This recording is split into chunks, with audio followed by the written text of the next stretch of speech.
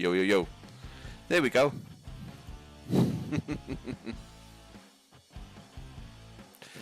Sorry about that, guys.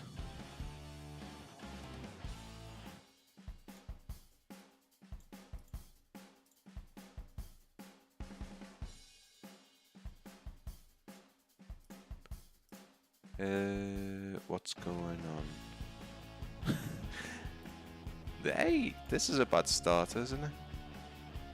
What's going on?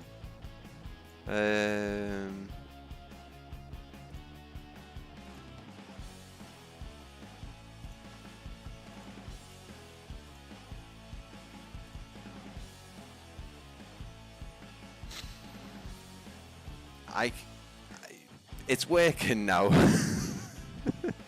But I can hear myself, and I don't like it.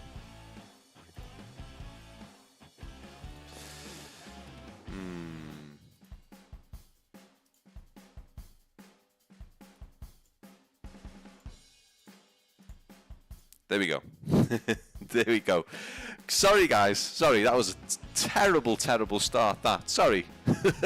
As I was saying, yeah, look, it looks all nice now, doesn't it? There's the Azure Poly Dassault Raphael that they sent me. Fantastic. I need more lights. It needs more integrated lights. I've got an unboxing station here. Yeah, all exciting. All exciting. Sorry about that. Not too sure what happened. I have just updated my Windows very nervously to Windows 11 because it's getting very close to Windows 10 not being supported and all that palaver. So I thought I might as well do it. And to be fair, generally, I think my computer seems a bit more nippy. It's a bit more, yeah. I'd say it was a bit more fast actually. It's very nice. Anyway, thank you for joining me. Only one live stream this week. I have been doing things off and on the computer, being a father, taking care of my daughter and playing around. I'm still not at the stage where I'm getting covered in makeup and being dressed up as a Disney princess and all that. All those fun times to come, of course. I've also been recording a lot. I've been editing a hell of a lot more. I've just uploaded a video that's over 10 minutes long on my YouTube, but I've got 2 others that are probably about 10 minutes long, maybe even 15 minutes long. Fantastic. And I keep on uploading some YouTube shorts as well. And I'm also now looking at Explain 12. I've got Explain 12. Massive thanks to Laminar Research for sending me a key for that, and I've been able to look at that, and I'm fairly impressed. There'll be a whole other live stream or video to do with Explain 12. So today, something a bit different. I haven't actually got the simulator loaded up at all today. We don't need it for this particular live stream. I also don't need it for the rest of the day because I will be continuing to edit, which is fantastic. Just sit here with a drink and edit away. Fantastic times. Today we have something special. We have a little exclusive, well, a big exclusive in my opinion, of a Perseverance scenery project and an upcoming scenery add-on, airport add-on. Doncaster Sheffield, and I am excited for this. I've shared some pictures, not many. This is going to be a fantastic opportunity to see what an in development airport looks like and see it from the person himself, which we will get on the line straight away. On the line, that sounds weird. On the line straight away. Let's see if we can get the video call started. See if I've got all this bit right. Let's see if we've got it right. After that shocking start with the microphone, to be honest with you, I didn't even see that the microphone had defaulted. Oh, failure to start. Oh no, that's because it's camera. I'm not doing camera. I'm actually doing a screen share with Liam, I believe. Have we got you online, Liam?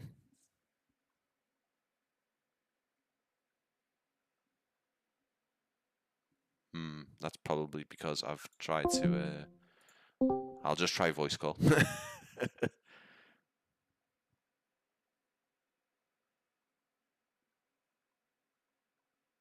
To be fair, when Two Tone Murphy does this, it's very seamless. It's very seamless.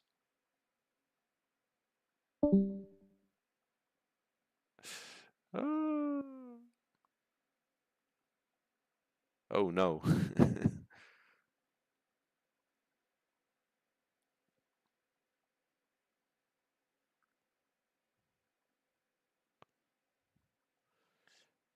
um,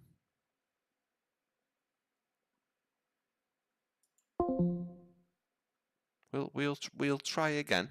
We'll try again.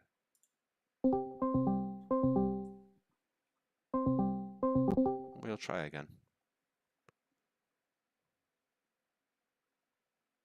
Hello? Hello, Brian. There we go. Hey, how you doing, mate? It was my end. No worries. No, I do not. That Windows update, obviously, for some reason, nothing else had changed at all, but the microphone defaulted back to default. So, how are you, mate? Yeah, not too bad. Just been trying to obviously prepare for the stream. Yeah, I'm excited to see where you're up to because every time you do show me something, it seems to be progressing quite rapidly. But I'll obviously let you talk about. So Doncaster Sheffield. We've spoke on a proper pre-recorded video about Sandtoft and obviously why you were doing that. But Doncaster Sheffield, why are you moving on to that as your next project? What's the significance for you, mate? So it was roughly about January time that I was thinking about doing Doncaster Sheffield. Obviously, the airport's been closed for quite a while now. Um, it has been the home to my Yorkshire Aero Club, which is where I've done my flying and stuff. And obviously, I've always wanted to bring it back to life. And there is one in the sim, but it doesn't live up to my expectations. And obviously, um, it didn't meet the needs that I needed. And obviously, I thought, do you know what? I need to try and take this on. It's has took a lot of learning, a lot of challenges that I've had to get by, which I'll show you in a minute on the stream. But it is something that I'm proud of, and I'm hoping that you guys are proud of as well. It looks fantastic, mate, and I will say, obviously, the jump between, obviously, the charming little Sandtoft, the little airfield, to this one, it's quite a substantial difference. Um, but yeah, I'm gonna let you show this. Now, this is quite a rare thing. Now, I know we've spoke for the last couple of months now, and you're always very open about your work, and you don't hide behind certain things. If you say you say what it is, and I think that's fantastic. You also have given us an opportunity to see it in development, which again is not something we see. I don't think we see at all, if I'm going to be totally honest. So yeah, fire away, mate. It looks really, really good what you've done. Yeah, so before we get into the actual project, I've only made it's only a small few clips of photos of it, and then I'll actually show you a 3D around it so you get an exclusive look into it. Hmm. But I just want to look back on, because not many people know what we do and stuff, so I'll show this work. So, Perseverance, obviously that I come up with that name because a lot of the scenery is about you got to like persevere with it. You've got to Yep. understand that there's gonna be a lot of issues. What issues didn't with Flight Sim? So we aim to deliver like real, like proper sceneries. So we like try to do Doncaster Sheffield, real sceneries. We there is also an exclusive look later on, which I've not told Brian about because it's a bit of an exclusive for him as well. Is I did some testing. So before I started doing scenery development for airports, I was trying something new. So I wanted to show what else the sim can do as well. Perfect. Um, so just to quickly, I'm not going to talk your head off with this, but how it works is you get an idea in your head, you have to research it, specifically like Doncaster Sheffield, you have to plan it, and then work begins, and then visit site of project and complete the project. It's not that simple. I have got legal challenges and obviously to do with Doncaster, as as it stands, the airport is closed, so I do stand a slightly higher chance of getting access to it as a small developer. However, I have spoke to Christian, who's the lead project reopening Doncaster, and he's hoping to try and get me on site around about October, November time, pending that I meet all the standards that they're expecting. And to be honest with you, it was very positive about it and looking good. That's fantastic, mate. When you told me about obviously the visit, that was very exciting because again, it isn't always something that developers can go and do. Definitely, especially if they're located in different countries. But the fact that it's not just that, it's okay getting in touch with an airport that is fully operational and open, but to obviously have an opportunity to go to an airport that is currently obviously is not operational and potentially coming back and making a return is fantastic, mate. Yeah, it's brilliant. Obviously, we've had much better news recently than what we have a couple of days ago. Well, I think last week. But obviously, people need to understand that we have to wait for the certain legal challenges that the government have to follow. Oliver Coppard in one. Obviously, we're not going to mention anything about political, but there's certain reasons why we have to wait. And obviously, as a developer, I have to respect their I'm not under a full NDA, but No. I can guarantee that there'll be things that I will not be able to tell if I do visit the site. So obviously, anything that I show on the screen is publicly available. Mm-hmm. Yeah. So, just to go to try and pass through this, this trailer, so I don't have to put it all on because it's about 3 minutes, and obviously we've got a lot to go through. Of course. That trailer you can find on YouTube. If you watch Practically Geek's trailer, that is the better version because it shows you much more detail. But that is my previous project, Santoft Airfield EGCF. Yeah, that will give everyone I think it'd be wrong for me to say an idea of what to expect from Doncaster Sheffield because I'm sure you'll agree that obviously you're progressing as a developer, you're learning new things, you're doing so much more that I'm assuming is going to be that you've done in Santoft, but it will give you a little bit of a taster to what the quality to expect from Doncaster Sheffield, if you don't mind me saying, mate. Yeah, so obviously it's going to be slightly different to Santoft. Yeah. Santoft is a small airfield, so as you can see in the clip now, obviously I put a few images together to show you the detail I can go into, like for example the cars. The Doncaster one, I could probably add a few of them cars, but I can't add 1,000 of them because it would work out about 100 gig. Yes. Which is too much for an airport. But the detail is going to be insane, which you can already see that in the next couple of clips that are coming up. So, the big one, the reveal. So, some of you, if you've followed the Save Doncaster Sheffield Airport page, you'll have seen some photos there. Brian has posted some on his social media, so it is out there. Right, so here we have the terminal, the Yorkshire room, WH Smith and structure. Now I'm not going to explain too much on it because I'm actually going to show you in the stream, so you're going to get to see it in the flesh. And not obviously in black and white, you're going to see it all in colour as well. And then obviously that's just going through some of the images that you're going to see. But you're going to see it for real. So we've even got airline and mag there as well, fantastic. To bear with me a second. Right, so we're in the simulator.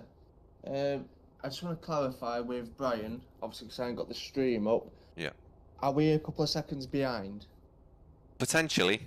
Not much, I don't think, mate, to be honest with you. Yeah. I don't think it's too bad. So before I start showing you around, is there any questions that you need to ask me, Brian?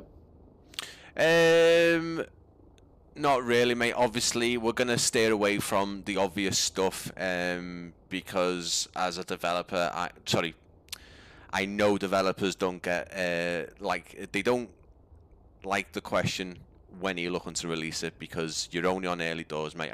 I fully understand that, but obviously I'll let you tell us, you know, as much as you can about it. Obviously, try and keep things, some things close to the chest, but again, in terms of questions, mate, I'll let you run with it. Tell us about it. Tell us as much as you can and as little as you want. But yeah, just run with it, mate. I'm sure I'll think of something. Right, so this airport that I'm creating, you do have to obviously understand it is work in progress, so you will see certain things that are not right. I think it was 5 o'clock this morning that there was something that wasn't right I needed to sort out for the stream. You will see certain things because obviously it was too late in the morning to be doing these sort of things. As you can see, this is the terminal. It's not complete, so it's only in the simulator currently as a template, because scaling things in Blender is one thing, but scaling things in the Sims is another. So you will see floating objects. The floating objects are actually spare parts. So if I do break something on the model, I've got the spare parts outside. So these spare parts that you see here will not be in the final product. All these here they'll be gone. It's just obviously I'm really good at breaking things, models, and like joining them, because you have to join them, you see, because they're split apart when you put them in the sim. So that, for example, is this part here. So these here, just forget about these, because these won't be here. So let's start over here. So the detail that I'm looking at going into, obviously, again, I've still got some road lines, like some lines here to finish, but I've got the template. As you can see, the detail that we're going into, so we're going to see all the lines, the markings that we can get in, the ticket for you to get in and out of the car park,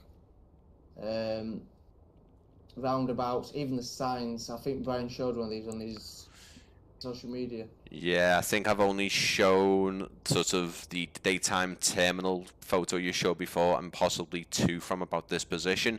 Everything else will be brand new to the audience, to anyone watching. This will be fully exclusive. These haven't been shown before.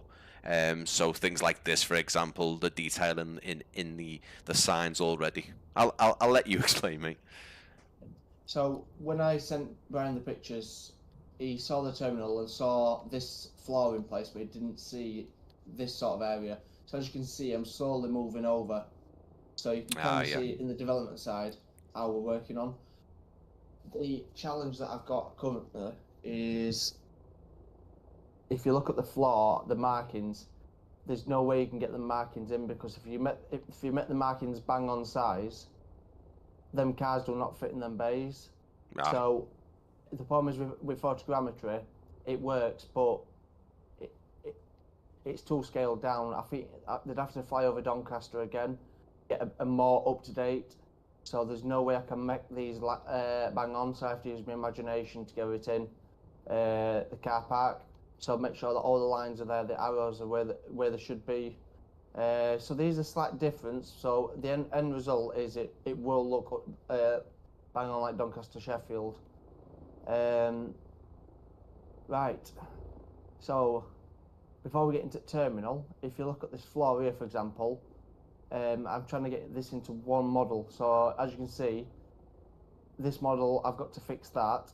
So it's like 5 o'clock this morning, so we're trial and erroring. So this floor has caused me a lot of grief the last couple of days, because of, obviously, again, if you don't use scaling in the sim and use it in Blender, things become overscaled. So for example, if you look at these plants here, all these plants are clickable. So I can move these plants with one click, and I need to line them all up. But as you can see here, this fence was too tall, so I've made it smaller, which is now, so if you're a person, you can now look over it like you should in person, and obviously these plants will be lined up. Coming over here, this is one part that I was working on last night. So the fence, this one's been a big challenge as well, because I wanted to, I had a few advice of people and a few developers, and they all said just use a generic fence, but I'm like, nah, it needs to match Doncaster Sheffield. So as you can see, the fence that I've had to create matches Doncaster's. It's fantastic, mate, and this will run into the terminal. I've seen some things early on that you were showing me a month or 2 back now, and it I'm sure you will show people, but obviously giving you a bit of an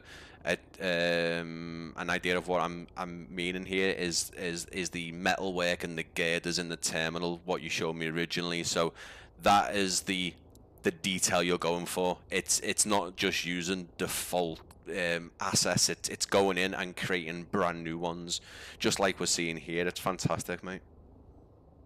Yeah, so I've just gone on to the metal girders now, and obviously again it was trying to get them lined up, so it was all about realism for me, what looked right and what doesn't look right.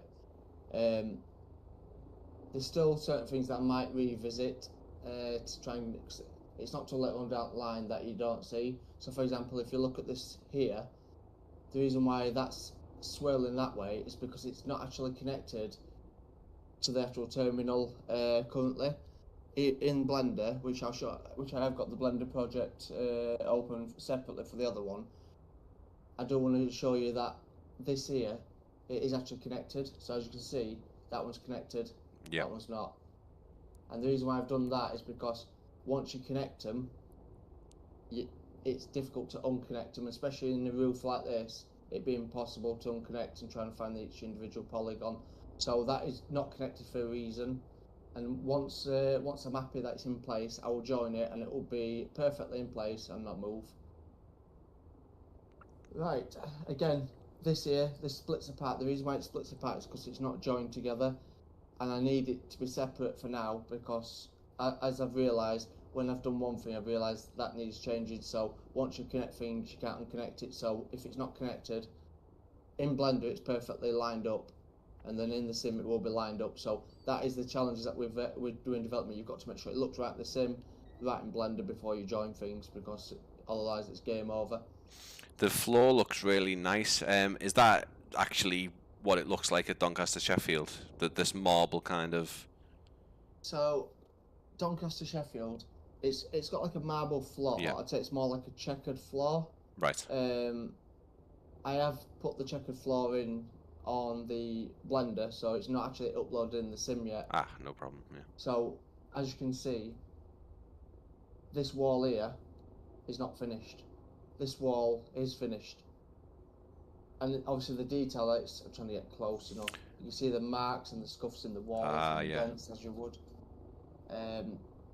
It's a bit difficult, this one, because this is why I need to visit the site, because AI can only go so far, and if you're not that good, and especially when you're, I mean, I don't know if you're a fellow Yorkshireman, Brian, but even we don't know his landmarks over at this side of the country. I wouldn't know where to start with them. That looks like Clifford's Tower in York, maybe. I don't know. The top right one, possibly. It reminds me of Clifford's Tower, but maybe not. Maybe not. That one is actually Conisbrough Castle. Okay. I mean, I should have guessed that with a 4-post pillar. This one I'd use AI, so a lot of it's been I've had to use Google AI to find me images, because I do want it to look bang on. So the rest of this room's gonna have to wait until October, I'm afraid, till I actually meet, actually see the real airport. WH Smith, obviously, again, spare part. Ignore the spare parts about. So as you can see, WH Smith. I will be adding more products. So as you can see, I'm adding books. There's going to be bottles of water here. There's another fridge to go in. So in the actual other blender, there's actually a fridge where bottles are popping, individual bottles. So you'll see individual products. Yeah, this store, even at this point, I'm getting the sense that this is going to be on the level of something like. I don't like to compare developers or sceneries, but obviously we've seen the latest RW Profiles Newcastle, and their shops are fully stocked, and it's just becoming more intricate, and I think with Doncaster Sheffield, because it's quite, not, it sounds weird, but like an open terminal, there's a lot of glass, isn't there? You can see quite a lot through the windows. So I think in this instance, having interiors does help the immersion levels. Obviously, some airports where you don't really see inside the airport. There's a lot of walls and stuff blocking the way. I can understand why developers may not bother, but in this one, you've got these big massive windows and you can see right through. So I think by doing it interior, I think a lot of people will. I think everyone who goes and purchases the airport will appreciate the fact that you've taken time to do it at this level. Yeah. So one thing that obviously I did mention in the last stream that we did, so you've got to put your own identity on stamp. There's no point competing with developers No. like RD Presets or any builds.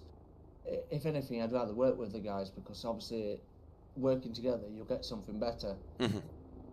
For example, the stairs. If you look at these stairs, you can see the kind of detail of the lips that I'm doing. Oh wow, yeah. Yeah.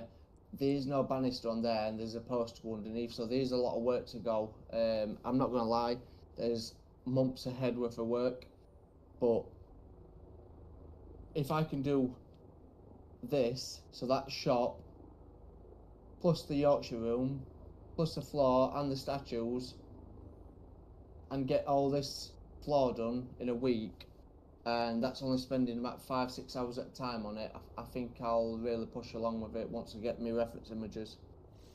Yeah, I mean, there's a whole different thing compared to Sandsoft. Obviously, I will just stop those. Actually, I can't really stop the beeps. I'm not too sure why the beeps. Are they your beeps from Discord or are they mine? You know, mate. I'm not too sure. Only because I did disable this, so I'm assuming some things have enabled back again. Anyway, it's not a problem as long as it doesn't interrupt too much. But yeah, this is a whole different beast, a whole different monster to obviously doing a small airfield, because with Doncaster, obviously this isn't just an airport layout where you've got the terminal, the tower. Everything isn't just based in one position. It's not one side or anything. You've got the terminal, the control tower over the other side. You've got the massive selection of hangars where I think is the Vulcan still based here? I think it is, isn't it? I think they've still got it there. I can't remember the reg. The other challenge is all these buildings here. So, for example, this one here.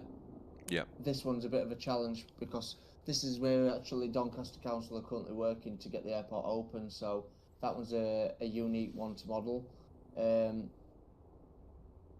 obviously all these buildings here, these terminals, all they've got to be wiped out and then rebuilt. So this image is quite difficult. It's quite an old one, that as well, I think. Yeah, so this is during COVID, so obviously when everything shut down, and I mean, on the floor it's not a concern because you just overlap it. Yeah. It's just when it comes onto the grass, so trying to maintain that. I mean, it's alright having grass like that nice grass over there, but sometimes you want that grass that affects, where different shades so it blends in. Of course, yeah. On the runway, and majority of this I can maintain that. So again, I had that issue with Santoff, but there was a certain technique that I used that I'll be able to do that again. And you've obviously got so many different taxiway aprons and also different textures to use as well. There's the older runway intersecting there that's you completely cobbled over, and obviously you can see I think the Vulcan is moved over now if memory serves. But obviously it's whether you decide to. I mean, it's quite a substantial, not a landmark, but it's a thing that you probably most likely include the Vulcan of some kind. Would you look to model that yourself, or? I think I have took on some really detailed challenges. I think developing an aircraft is something that's a bit out of my way, but I've got some people that I might be able to get along to help me with that. Yeah. So right now I'm just focused on let's get the airport right, and of course, because obviously the terminal, it's going to be all the way through. So I want to design it so you can go all the way through from front to the back. So when you're coming out these windows, you'll be able to look at your planes and stuff and actually go down to the aircraft. One of these interesting about this airport is there is no air bridges, so it's sake of these platforms, you go down the stairs. So there's actually no air bridges, so it makes my life a lot easier when making the scenery. Yeah, you don't need to bother with kind of getting the air bridges to connect to aircraft and all that. And it is worth, because I've mentioned this a couple of times to you, and I did know it kind of, but it's only when you confirmed it. Obviously, the terminal itself is the same guys, the same architects as Liverpool Airport, because it looks pretty much exactly like it, even down to the central staircase and escalators and stuff. And Liverpool also doesn't have any bridges at all. It's kind of like we saw then, a bit of a structure, and you walk across it and go down and then onto the aircraft. Right. One thing that I think Brian would like me to show, I'm surprised you've not mentioned it yet, because you mentioned it a lot of times. How does rain behave? Well, first out we've got to try and get the sim to rain. Yes, So this we is have, the issue I always have, and yeah, this it becomes a bit of an issue to try and get it sort of to just happen on cue. But I think most part it seems to be the go-to, almost like a test. I don't know why, but for some reason, yeah, and it looks like you've absolutely got it spot on, just like Sansoft anyway. I mean, I do need to mention that, and obviously we do have the same effect in the cafe in Sansoft, but it looks actually really good on this. Looks slightly different for some reason, maybe, I don't know. the thing is with rain on this, um, it's there's no way I can control the raindrop, so I can't tell which direction that No. for it to go. So the rain does go on the window, but it should streak the other way. So I am going to try and send an email to Microsoft to try and find out if there's a way of getting that to go the other way. What I might do is I might join this old glass. So each panel of glass is one separate panel. Yeah. If I join all the panels, it might do it. For example, these doors. If you look at the rain, Yeah. it's in all different directions. Yeah. But Now, what's if interesting? sorry, mate. So obviously another thing, I am jumping ahead slightly as well, but I think it would benefit. Can we just see what the front looks like in a bit more of a darker atmosphere? Because this was another thing that I wasn't expecting you to sort of show me, and then all of a sudden you go, oh no, the night lighting is done on the signs, and obviously you will like to obviously, yeah, it looks fantastic. I mean, like Liam has said, this is in development, but if just look at that, that's incredible. So obviously, that's glass. So with Microsoft, some things you can't do. Like for example, that I don't get why that shines through. Yeah, There's certain things we are limited to what we can do, but you get the angles right. In here, it's very dark at the minute because there's the lights that are meant to be connected to these that I've not got around to doing yet. As you can see, I've been working on the WH Smith store, so I've got the lighting in for that. I am going around it. There's a long way to go, but I am a sole developer, so I'm a one-man team trying to get it all done myself. But I'll get there. I'm not phased by it. It is a project where sometimes I've pulled my hair out and I've gone, why have I started this? Why am I doing this? But you need to understand the reasons that you are doing it, and if you stop now, then I might as well just quit development, and obviously I'm not going to do that, so I'm going to go through it. no, it's So, it's fantastic, man. I mean, even this, like we were seeing before. I mean, I know you didn't mention it, but it's quite easy to see. Even even the brickwork here with the pavements, you can actually see it inclines and goes up. You can actually see the bumps and everything. Which, again, I'd like to point out that some senior developers, I think there's a lot of senior. Again, I don't like to compare, but there's senior developers, who wouldn't have necessarily done that. They might have just kept the brickwork just flush to the ground. It's just the extra detail, and I've even noticed there in your car park markings, they're not perfect. There's little imperfections. The paintwork's missing. Again, fantastic detailing. Again, sometimes you don't see stuff like that. so there's certain things. So obviously the floor, which I've got actually on a Blender stream to actually show you what goes into the scenery development. Yeah. It was a bit of a challenge. I mean, I think I've put this object in over 60 times, in and out the sim, trying to get it right.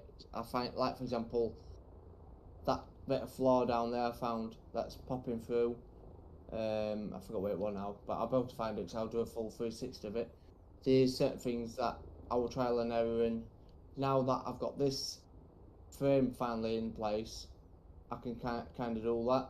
I do feel that it might need slightly centering, which doesn't take long to do, but the problem is it's deception on deteriorate. Like, it's trying to look at the angles, it just doesn't, sometimes it doesn't look right, but I think it's when you hold the cameras on the sim, I think that's the issue. I don't think it's actually the positioning. So all these have been hand drawn by myself, so that's one thing that I'm proud about.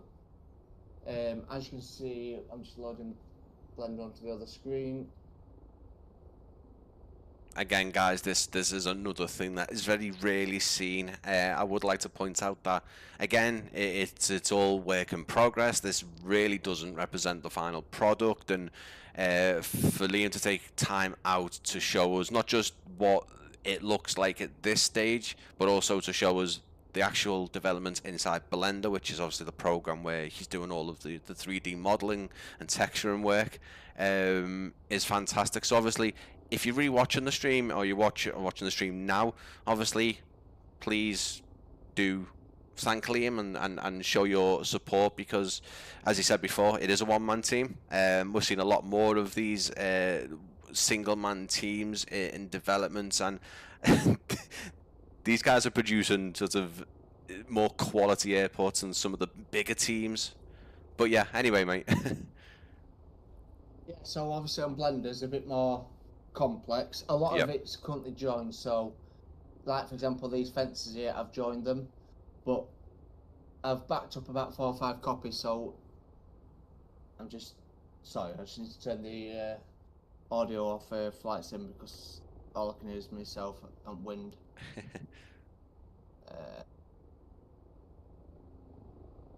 Just bear with me, guys, sorry about this.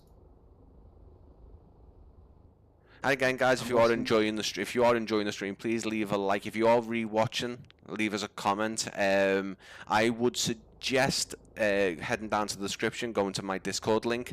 As of now, I would, if Liam agrees with me, I would say updates for Doncaster Sheffield and how he's working on it will sort of mostly come through my Discord, and I'm sure Liam will set up some kind of a page to carry on staying up to date with his progress as well.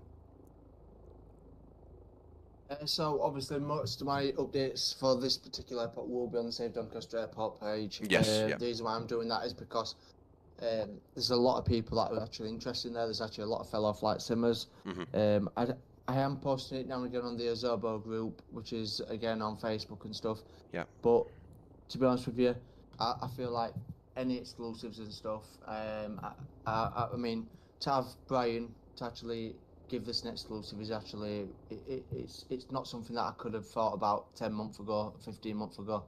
So anything that I need to really share, I will go through Brian first, and obviously Brian will be the one that will actually showcase it, hopefully. Of course, mate, and obviously, again, like you said, there is pages on Facebook where people can stay up to date with it. It makes sense putting it in the Save Doncaster Sheffield group. It just makes a lot of sense. There's going to be a lot of like-minded people there, and there's going to be people who will utilize this. If obviously, touch wood, it doesn't happen, but if the airport doesn't succeed in reopening, I think this will be, even if it does reopen, this will. I think either way, this scenery will serve, a fantastic purpose for flight simmers who will want to recapture things, and even if it does reopen, they can carry on and do some of the new routes or maybe new airlines. I don't know, but yeah, I'll let you carry on, mate. Yeah, so obviously with Doncaster Sheffield, if I can quickly find, just go back. So while I'm finding the issues that we've got to deal with, I'm just going to show you the actual Blender program really quick. So if you look here at these, you can kind of see, so obviously when I go into modeling, and this is why I mean that it's difficult to re-edit stuff. So this is why I keep backup fence panels, so I can edit the fence panel whenever I want. So in Blender, each polygon shows you, if you're looking, they're all individual. So if I want to edit that particular one, it's difficult. So all that is joined into one. So I've joined it purely because it's easier to move. So when I go into my second Blender program, I can edit it individually. So as you can see, each post and everything's all handcrafted and textured. So, and for me to do that as one object, and bear in mind it's a full car park. It's took a lot of challenges and a lot of ideas. I've had to come up with. There were skills that I didn't know about. Oh, there's that flaw that I need to edit. Yeah. So if you look at this flaw, for example, it's not an hard thing to fix. So if I just click on that, it's easy to move the curb down here, won't it? Was it? Oh, there we go. Yeah. Yeah, you can So, start to see the sort of not so much the difficulties, but some of the, like you said, the pull your hair out moments where you just, I mean, and like you've described to me, that the difficulties of doing this, but also trying to have it, you don't just copy and paste it over to the sim. It's not that easy. No. It's not that straightforward. It's not gonna look like what you've done. It's a bit of a shame that that it doesn't work like that, but again, you start to see, especially with you showing us now, the difficulties of just of creating something in Blender and being like, right, this looks fantastic, and then getting it over to Sim and going, well, that's just not what I've made at all. So yeah. Yeah. So looking around on the scene, I've just fixed that flaw, by the way. Yeah. Well, almost fixed it.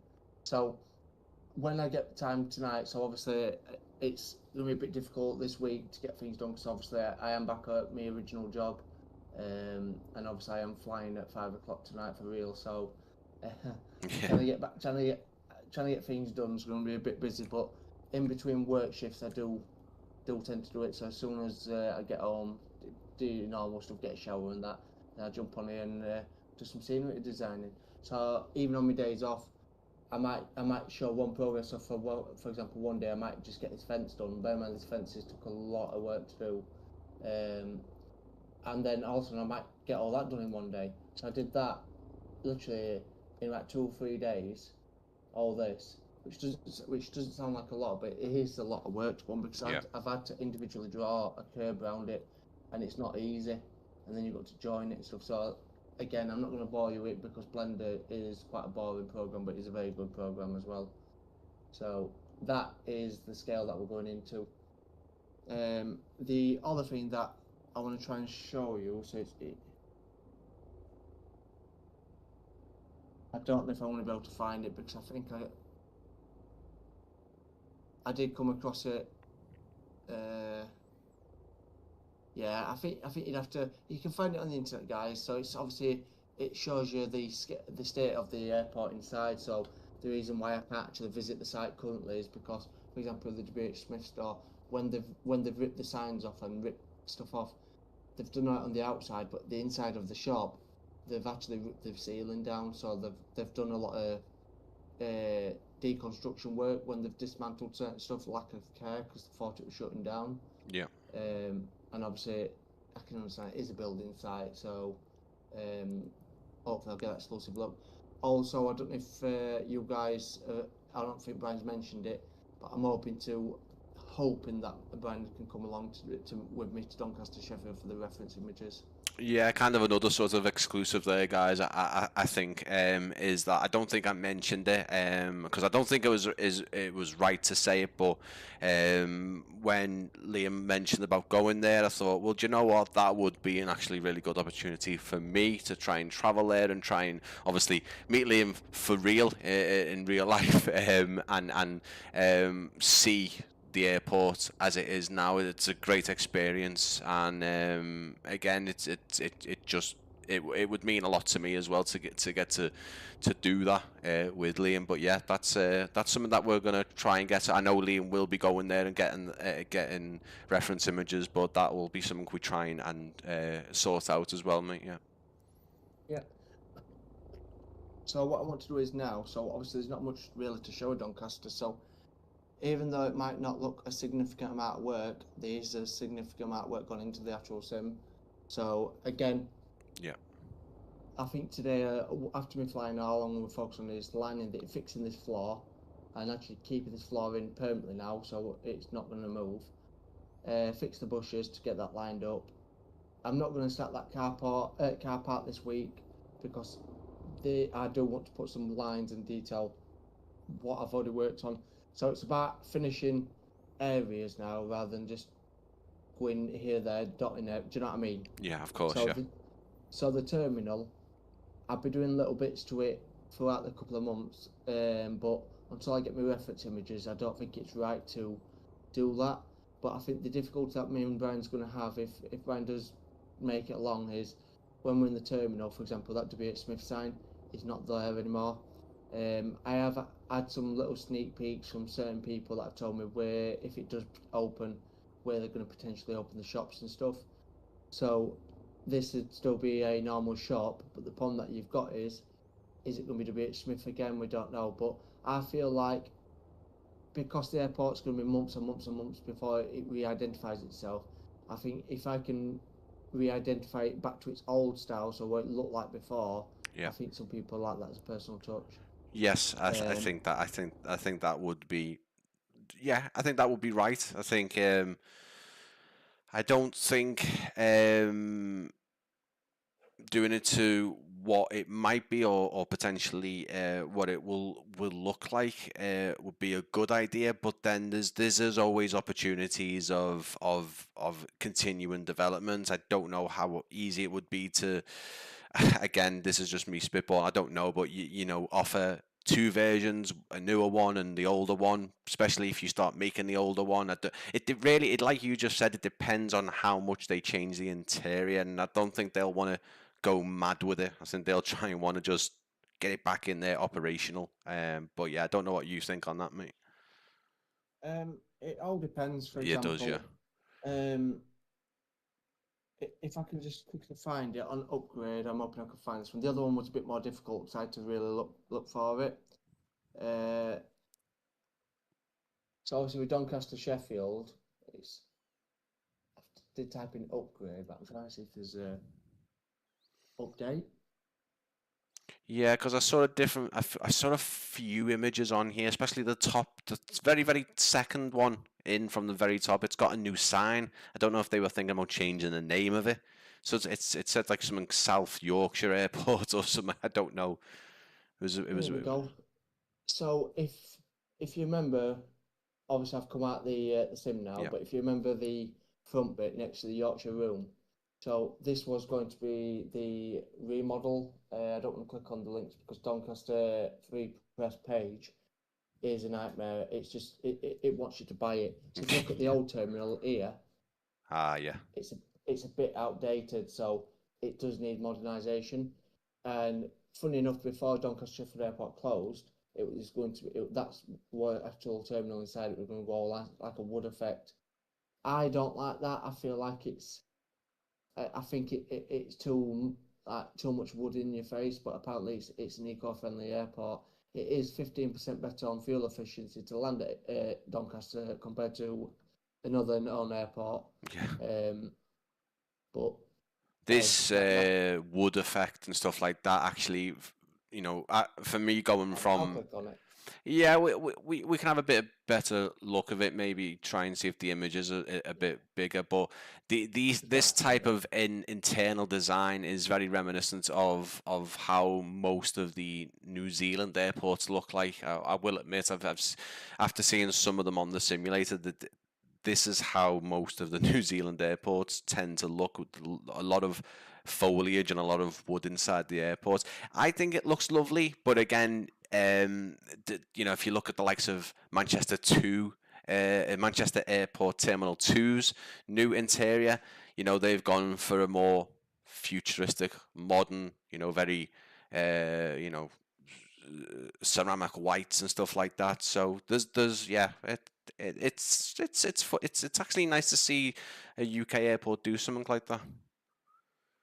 So yeah, I mean, I don't know if you've noticed it, but Manchester's just announced Terminal 3, so they're coming with a sporting theme. So again, if I just quickly flick this one over, I'm not going to bore you with these pictures, but if Oh yeah. we're going to BBC, you can kind of see that they're making it a football themed terminal, so or sports themed. So yeah, there's something interesting. The problem is Manchester is one of them. It's an airport that's always going to be developing. So Yeah. sadly, scenery development is always behind. Of So course, we of don't course. always get the luxuries of that.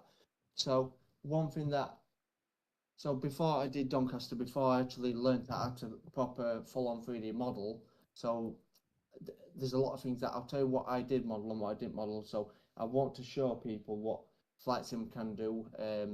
Now it is a flight sim, guys. If you guys have just joined the stream, as I've just shown Brian and you guys, the airport. I do work on real world airports. And I do try to match the actual real life counterparts. But every developer has its little off projects, so something a bit more quirky, just showing off basically what you can put in and what you can do.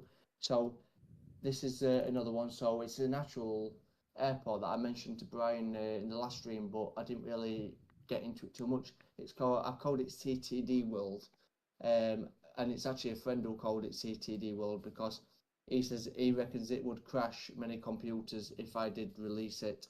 Now, if I did release this, it would purely be a free base product, and that's purely because it contains a lot of models from Sketchfab and stuff, and it contains a lot of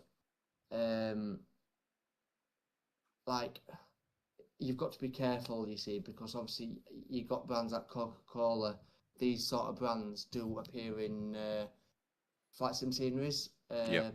but obviously in this one, the biggest problem is it contains Disney and a few other things. So I just want to show that the flight sim can be used for different purposes. So somewhere in the world where not many people care about, and the reason why they don't care about it is because I don't think there's many people that fly there, but I might be wrong. I'm hoping that there's some people in the stream that actually live around this area that can say, hey, there's loads of flight simmers around here. But you find the things with flight sim, they gear the full size world. So if you do want to stick something fun and quirky, it's not going to destroy your flight sim. You could just stick it in the middle of the Sahara Desert. But I want something different, so I've stuck it in Chile. Yeah. So I'm just trying SCDT. That's the custom airport code. So I've had to turn. Sorry, I don't normally have it on this week, Gray, but I had to do it because it's very cloudy around there at the moment.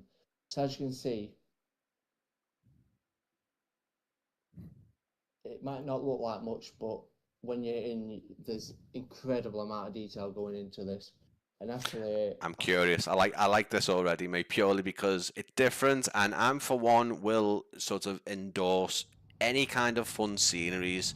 The only thing, again, don't mind saying this on live stream. The only thing I don't endorse is some of the aircraft that are on sale on the official Microsoft Flight Simulator marketplace, and some of the others that are, well, basically just cash grabs and let's face it, don't like the word, but a scam. You know, they're just models taken online and a basic flight model put in, and they're sold for 25 to 30 pounds. I like stuff like this where it's quirky and it's fun. Drivable vehicles, boats, trucks, it's all fun. The fact that we've got this lovely scenery in 2024 now, as you can see. I'll let you talk about this, mate, because it's very intriguing. yeah. So just to point out with Brian, obviously as a developer, I do respect other developers, but I'm not one of these. I think Brian knows me by now that I will call people out if I feel like that they're scamming people Yeah. and stuff like that. But we're not going to dig into that No. because I think like we need to keep positive because obviously the exclusive. So this stream was about Doncaster Sheffield Yes. Airport or is, but the CTD world and stuff like that. This is just an extra, like just something to hopefully get you guys a bit happy. So I'm struggling to get things onto the Xbox. Not that I can't do it. Not that I don't want to do it. I'm waiting for Microsoft to speed up and say, hey, look, this is all right. I've had a lot of people that have said, look, design an airport and we'll consider putting you onto our marketplaces. And that weren't Microsoft, that was a few other PC developers like InnoBuilds and stuff like that. So they said that even though my product met the expectations for design, for level of design, it didn't meet the expectations for sales. So it is a marketing business, unfortunately. And me, I don't care about the marketing business. So if I were to release something that I feel like needs releasing, I'll release it. Doncaster, Brian thinks it's going to do really well. Everybody else that I've had have said, look, this one's going to be really good because it's a known airport compared to Sandtoft. However, it's not about the money. I just want to get as many people to download it as possible. So, but obviously, the reason why I can't do it everything free is because, for example, I'm spending about £70 to £80 a month just on softwares to run Flight Sim, not Flight Sim, sorry, to design these sceneries. Luckily, Blender's free, but there's a lot of money that goes into buying textures and stuff. So anyway, it's going to be a bit difficult this one to keep switching, Brian. So I'm only going to. Do you want to see it in daytime or nighttime, or do you want to just see both? Yeah, I know what you mean. This is the thing I really struggle with on especially on live stream is doing stuff like this. But that night lighting looks fantastic, and I was going to say those blue neons around the top did look like they were fully lit up, and the reflections make this fantastic. It looks great at night. But yeah, you can try and flick between, but it looks just very fun. And you know, I'm picking this out the top of my head, and I'm not saying people should go away and try and do it, but this will be good if people started doing recreations of theme parks. It's Alton Towers, for example. I know that's a massive theme park, and I'm not saying that's the case, but you start getting all these thoughts in your head, and it looks very interesting that especially with 2024, because we got the walking mode, and because we can have some land vehicles. Not so much land vehicles. We could obviously, the space you've got around here, you can get into a short takeoff and landing aircraft, a helicopter. You can land, you can jump out and use the walker mode to fully explore it. I'm assuming you will be going back to Sheffield, Doncaster Sheffield. You'll probably try and put collisions in that so people can use the walker mode. Is that something on the agenda for Doncaster Sheffield? So one thing I failed to mention on Doncaster Sheffield. So for example, when you said that not many developers do the inclines on that land. So that is fully collision mesh. So for example, it will walk up that ramp and it will watch, and it will take your character will see him take a step in it. That is currently functional. That is fantastic, mate. Because fully enough, in the last couple of sceneries I've taken a look at, not live streaming or anything, just personally, that you can see obviously that the avatar's legs and feet clip into the scenery. So yeah, fully understand that, and that's really good to see. And again, it's something small enough, because again, people mostly use the avatar mode in first person mode, and in fact, you can't fully access the third what would you call it, the third person view of the actual avatar's model until you enable it in the settings. Again, some people don't even know you can do that. But yeah, anyway, mate, let's jump in and see. I can already see some things in there that are looking cool. So, for example, the collision mesh. Before we go a bit further in, there's a reason why I don't want to say this is because if I put a collision mesh on this, because you look at the design and the shape of it all, the problem is you've got with collision meshes. If you do a mesh, or for example like this here, if you want to stop people from going in, that is actually a collision mesh because that is actually a Microsoft default product, or this one. The problem is with something significant as that, this building, you'd have to, it creates thousands and thousands of polygons which the sim cannot handle, so and it fails to build, and it stops you. It's actually Microsoft actually stop you from using significant amount of collision meshes. So for example, if I have collision meshes on all these buildings, that's fine.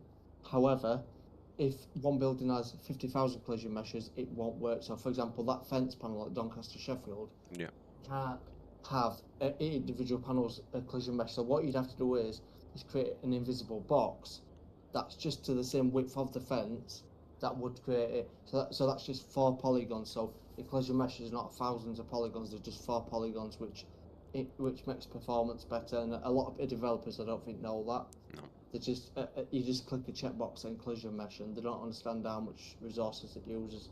But anyway, this building isn't collision meshed. The reason why I've done that is because, again, this was months ago. In fact, I think I started this January time, sometime.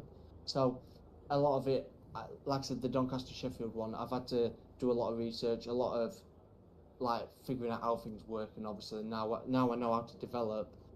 I can now use my imagination on this. So anyway, enough rambling. Let's actually get on with it. So these are the default Microsoft Flight Sim people. So you can add people to your terminals. It's the quickest way to get. I'm not. It is a bit multicultural if you look in the queue here. So it's quite diverse. So obviously that's one thing that we try to go for. So it shows that it is a theme park because you will have people from all over the world, as you see, you know, towers and stuff. So as we're going through here, and obviously I wanted the CTD world. So when you're flying over, Yeah. So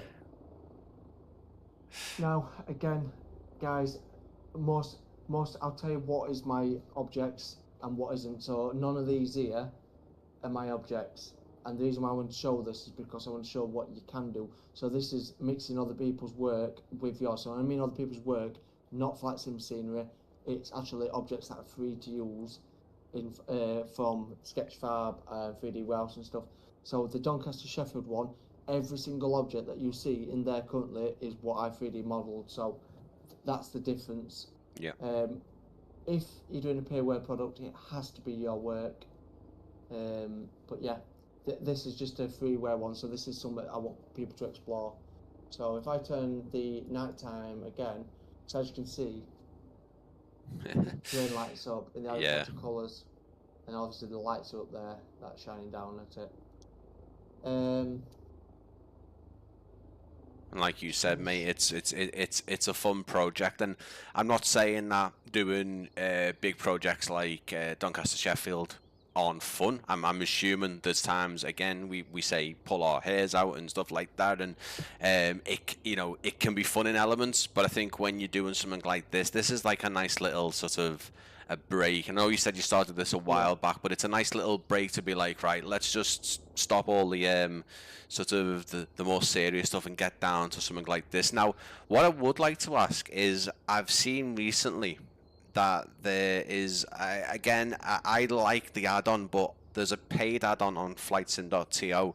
Now that is using, it's basically where you put all these player homes inside the sim, and I don't know if you've seen it, but obviously that particular one is using paid. I'm assuming, well, I'd hope so, but I'm assuming they're using a commercial model that's available from a site, and obviously they are using it correctly. Let's, fingers crossed, let's hope they're not using it incorrectly. I'm going to tell you I'm going to tell you now, there's developers and we'll call people out here. No. There is big massive developers. Any builds, I have done it, I've seen it, I didn't believe it, I had to look at my head and think, wow. And it's not just any builds, they're all using it, ID presets, everyone uses it. And that's simply it. And it's nothing to really them, that they're not bad developers, they're really good developers.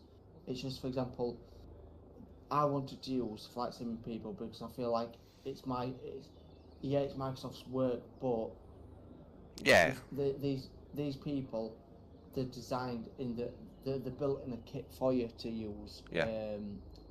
But the 3D people are actually in 3D Warehouse or Sketchfab. There's a woman with a child, and I've got that in one of my sceneries, one of my free sceneries that I use. And I actually saw that same woman and child in somebody else's scenery. So they are big developers that are using models, but it tends to be mainly people. They don't use like buildings and stuff. No, of course. And what we're saying here, guys, is we weren't implying that there's developers, big developers, using things illegally in terms of, getting a model for free and then commercially making it available for them as a payware. What we're saying is that there is big developers using third-party assets in the correct manner, but what we're trying to come across as is that there's things, especially in 2024, there's assets that you can use that are fully animated. They're there for you to use. They're probably a lot easier to implement into your scenery than bringing it over from Blender or whatever. What I was saying is there's potentially there is people selling things that they've bought, but in a sense of that, got to be careful what I say here is that they will get it from a external website, put it into their buy it from an external site, put it into their scenery, and obviously then sell that scenery. Now, obviously, we all know that when they buy that asset, that has to have a commercial license with it. And what I mean there is, it's just obviously they have to pay for something that they're then going to make money off. Which again, I'm hoping that all scenery developers do that, and they are contributing to the actual original person who has made that. It's only fair.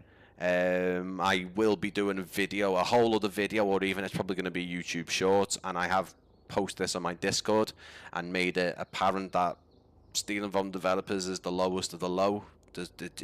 You basically just, we won't get into it, but please don't steal from developers, because they won't want to make anything ever again, and then we have nothing. But anyway, the actual original thing I was going to ask is, with your theme park here, would there be a way for someone, if they have the skills, because I know you can do it on some others, is to take this whole scenery and plop it down, say, in it, like I've got a field next to me in real life, could I plop it down in that virtual field and go and access it there? Not really, because No. each one of these are individual objects. So for example, Okay. I've unbuilt this, so it's the objects you could. So you could use your own objects and use them once they're in the sim, because same as any builds and all these. When you download their sceneries, all their assets are in there. So for example, if you put their assets in there, they'll be able to see them. However, if I use any build's asset, which I never would use, and that's no disrespect to the builds, it's political reasons why we don't use other people's stuff. Is if I was to put an indie builds, say I put an indie build person right here, you would have to buy their scenery to be able to see that object. So this is different. So for example, these are all imported by me. So for again, Flight Sim 2024 been magical, the amazing sim as it is. They've made it harder to get stuff in. So for example, it used to be just reapply the textures, export it, and it's in. Now you've got to individual parts. I think this train had about 300-400 different parts. I had to colorize to get in and resort out. Again, it weren't reflective. So all the colours and that, and the actual reflection is I've created that. So the train itself, the 3D model, you can find that it was on, I think, Sketchfab. But yeah, so this one again, I don't endorse on. I mean, I like it because it looks nice, but for me, I don't feel a sense of achievement from this one. I feel like I just feel like I'm creating something unique for people to explore. But the Doncaster Sheffield one is the unique one for me, because that is my work, and I feel like that's what I'm proud about. So anyway, let's actually show you the scenery. So I'll let Brian pick it. Obviously, there's not Harry Potter party, and there's a bit ways that way. Which way would you want to go? So you've got two ways. Oh, Star Wars, mate, definitely, because obviously massive Star Wars fan. If it wasn't aviation in this room, it would be Star Wars. So right now, obviously, again, it's adding all these characters in. Again, 3D people. The problem is, you're having too many 3D people. It can use too much VRAM and stuff. So, and there's a lot of duplicates here as well. So, you can use them if you need to. Again, anyway. There we go. General Grievous there. Fantastic. General Grievous. That's Krennic, I think. He's from Andor. So, I missed these. Yeah, like I said, one corner you can get at your plane and whatnot, but you'll miss everything. Like for example, there's droids there with a base. So this building here this is an actual building that I actually made. So inside the building, and the stars and that in there, the model. I don't take credit for any of the models apart from this building. This building is what I did make. Obviously, it's best on the night time, so it's to give you like a experience. If I turn it down to night time, I wanted to create different Look at areas. that. So if you walk around here, it feels like Wow. your space. That's fantastic. I love that. It's just jump because it collision mesh. So when you're in a person, it doesn't jump out like that. It's just because I was a bit too high. Yeah. I was actually in the collision mesh because realistically, your head will be about here. But it's not designed for drone camera. Bear in mind, it does work with fully walking around. I have tested it. Yeah. Let's turn it back to daytime. What am I doing here? Oh yeah. I keep thinking I'm not in the UK. Yeah, I know. Yeah, yeah, I remember. Yeah. So again, characters here. Yeah, pod races. Yeah. To cover background and stuff, so try and blend it in. I was just doing a test, guys. This logo is not going to be in the finished one. It will be deleted. I just wanted to see. I was just like showing off to myself what could I do. But It looks pretty seamless. Yeah. Yeah, but that will be removed. I don't want my logo everywhere because it's not what I'm about. I'm not like where some developers will slap their logos and hide it in there. I'd rather not. The Doncaster Sheffield, I might be adding there's a room that's closed off, and I might actually turn it into a room for a tribute to when the airport reopens. It's a tribute to all those that saved it. So with permission from all the people, I will be asking permission from them if they'd like that, because for me, it'd be a massive milestone. But anyway, Yeah. as we're going round, we'll do Simpsons first. Again, this is going to be the Simpson area, so I can add all the characters. I think the Star Wars one, because it's significant, I think it's 1.89 gig just this little area, so it's not going to be too crazy. And then obviously you go into here. You have to ignore the rocks. These are default Microsoft rocks, so every time if I go out the sim now, you load at these rocks move. Yeah, yeah, yeah. Yeah, like Deadpool, and we've got Kingdom Hearts, I think, and yeah. It's like you said, it's a nice fun project, and yeah, okay, you haven't built every asset, but it's not meant to be that. It's meant to be someone you can download, like you said, for free, and have a little walk around here, and it can act as a virtual theme park, and I think it's really fun, mate. I actually don't think anyone has done this as of yet, not that I've seen anyway. Yeah, so obviously, I mean, one thing that I kind of like, that's an actual real function tree, so it bends with wind. So, I picked a unique tree, and obviously I've not decided what I want to do here. Right now, obviously, the work is going to be on Doncaster Sheffield, guys, so Yeah. I will be putting my 100% effort into my personal projects, because I feel like they're the main things. But this is just something that I was working on before I even created Santoff, before even, the new version. So obviously Santoff was out before this, but not the latest version. So I have taken a break from it.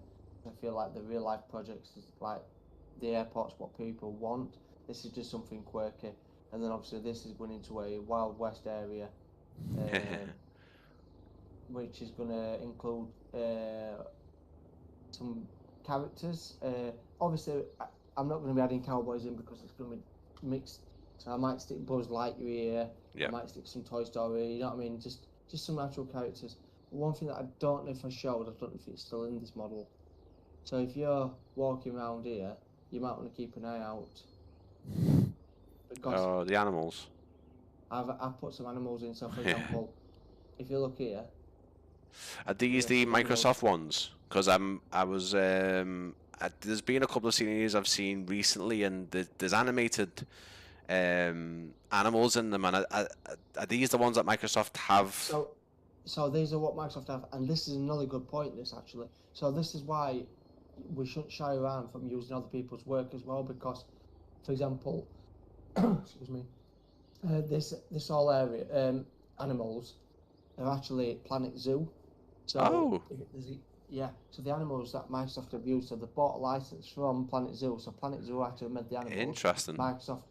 It's Microsoft, and if you watch the developer streams from Microsoft, they actually mentioned about this. They said Planet Zoo, they didn't want to design hundreds and hundreds of animals, so they asked Planet Zoo's permission to use their 3D asset because of how good. Interesting. They've got the best. They are. Animals. They're very, very good, and you don't see them enough. I mean, they made a big deal about the animals being in the simulator, and I don't see them enough. And then when you do see them, they're quite erratic. The animations are a bit off, but they're in the weirdest positions as well. I think I've only ever seen one instance of them working correctly and them being in a correct location. I think it was in Ireland somewhere. There was very clearly there was a farmer's field, and there was some sheep there, and the 3D models are fantastic for the animals. You don't see them enough. And I know obviously if you aren't doing any kind of bush flying or sort of general aviation flying, you're probably not going to see them, but you can't just easily go off and find them. It's very odd. Yeah, it is quite difficult. But for example, you've got to know certain parts of the world. Photographer mode's good to find animals. Yes, yeah. In Africa, certain animals like giraffes stand out. Believe it or not. If I go up here, you're roughly going to be flying a lot higher than this. So as you can see, it's getting tighter and tighter, but you can just see the animals. Yeah. Now they've got to move to be able to see it. When I mean move, like walk around to really notice them. The problem is with the animals, they do run away from you, and they are a bit buggy in the sim. Yeah. So these ones are not bad because they're stationary. They're animated, but they're stationary, which means it gives you that experience to look at them. The ones that I found to find the animals, for example, you've got to know certain airports. So I did a DC-3 flight the other day. In fact, I said the other day, it was, what day were we on? It was Friday night that I did it with a couple of friends, and we flew over this field, and I'm not nowhere to lie, there must have been 100 like sheep and probably about 50 cows that we'd flown over, all animated. So that shows you the extent that you can find them. You just need to know where they are. And another one, I want to stay here. So this is where you'd be as a person. Can you see another animal in that shot? Oh, I mean, obviously we are looking at sort of a compressed image. You will be seeing it a hell of a lot clearer than I am. Oh yes, hang on, it's on the ground. Again. Oh, okay. Right. So you might think, oh, it's hiding in rock. No, the rocks aren't there. Like you said before, they move about, so that wouldn't have had a rock. The rocks move, and obviously the way I want to get about this is I want to move this. The rocks only move roughly about between half a meter to a meter. That's only where they move. So what I'm going to do is with this leopard, I want to move this over here. So again, this is, I know it looks like some of you guys in the stream might be saying, oh, if you're not going to release this anytime soon, well, what is the point? Are you a developer that releases half-finished products? No. Doncaster Sheffield has to take priority because it's what people would like. This is something that I think, this is just eye candy for people. This is just something that I think people might love to explore. Yeah, definitely. It's not something that I want to put my full attention to right now. As much as it was, it's not what I really want to put my attention in. Again, I'll keep stressing it. Doncaster Sheffield is my main project that I want to work on. I think I'm on a bit of a timescale with that one because if the airport is due to open, then I need to visit the site, get the images before. Obviously, Google, because the airport's closed, a lot of people decided to go into drone mode, and even though it was still illegal to fly the drones over the airport, people still did it. Which I'm going to say, it's not good. If anybody's in the stream that's done that, it's not good. You shouldn't do that. However, I'm going to personally say thank you because it's helped. It's allowed me. It's allowed me to create Doncaster Sheffield in a much better term, and that's why the terminal's in much better 3D. Yeah, and I But think just in general, I think because I think again, it's a good point I've seen. Moving kind of off topic slightly, but in terms of ever flying a drone around any area that's restricted, just knock it off. If you're gonna go and do something like that, ask first. Now, it doesn't matter if you ask and you think to yourself, well, these guys are going to say no, so I might as well do it anyway. Don't do that. Just ask, and they might say yes. They might say yes. They might say, listen, you know, you know, we have a time where we can allocate you there. It's not. It does happen. Sometimes people let you, but don't be silly and fly drones over restricted airspace. There's been instances in the past, Gatwick Airport being closed. There was, I think, Liverpool Airport had one even recently where it caused issues.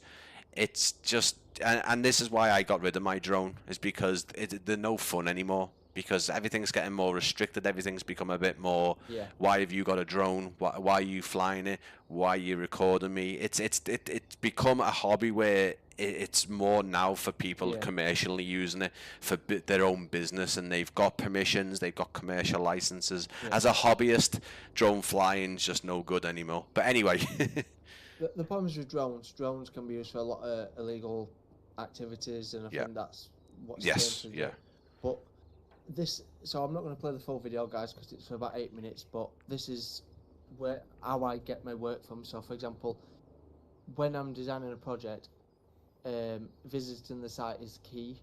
Obviously, Doncaster Sheffield, there's a lot of legal challenges I have to battle with because it's not like going to an aerodrome. Sandtoft Aerodrome was a lot easier. I got permission. I did get some funny looks from certain people at first because they were like, "Who's this guy?" Even though not every, but just because they're into aviation doesn't mean that they're into flight simming, guys. So yeah, we have to respect that.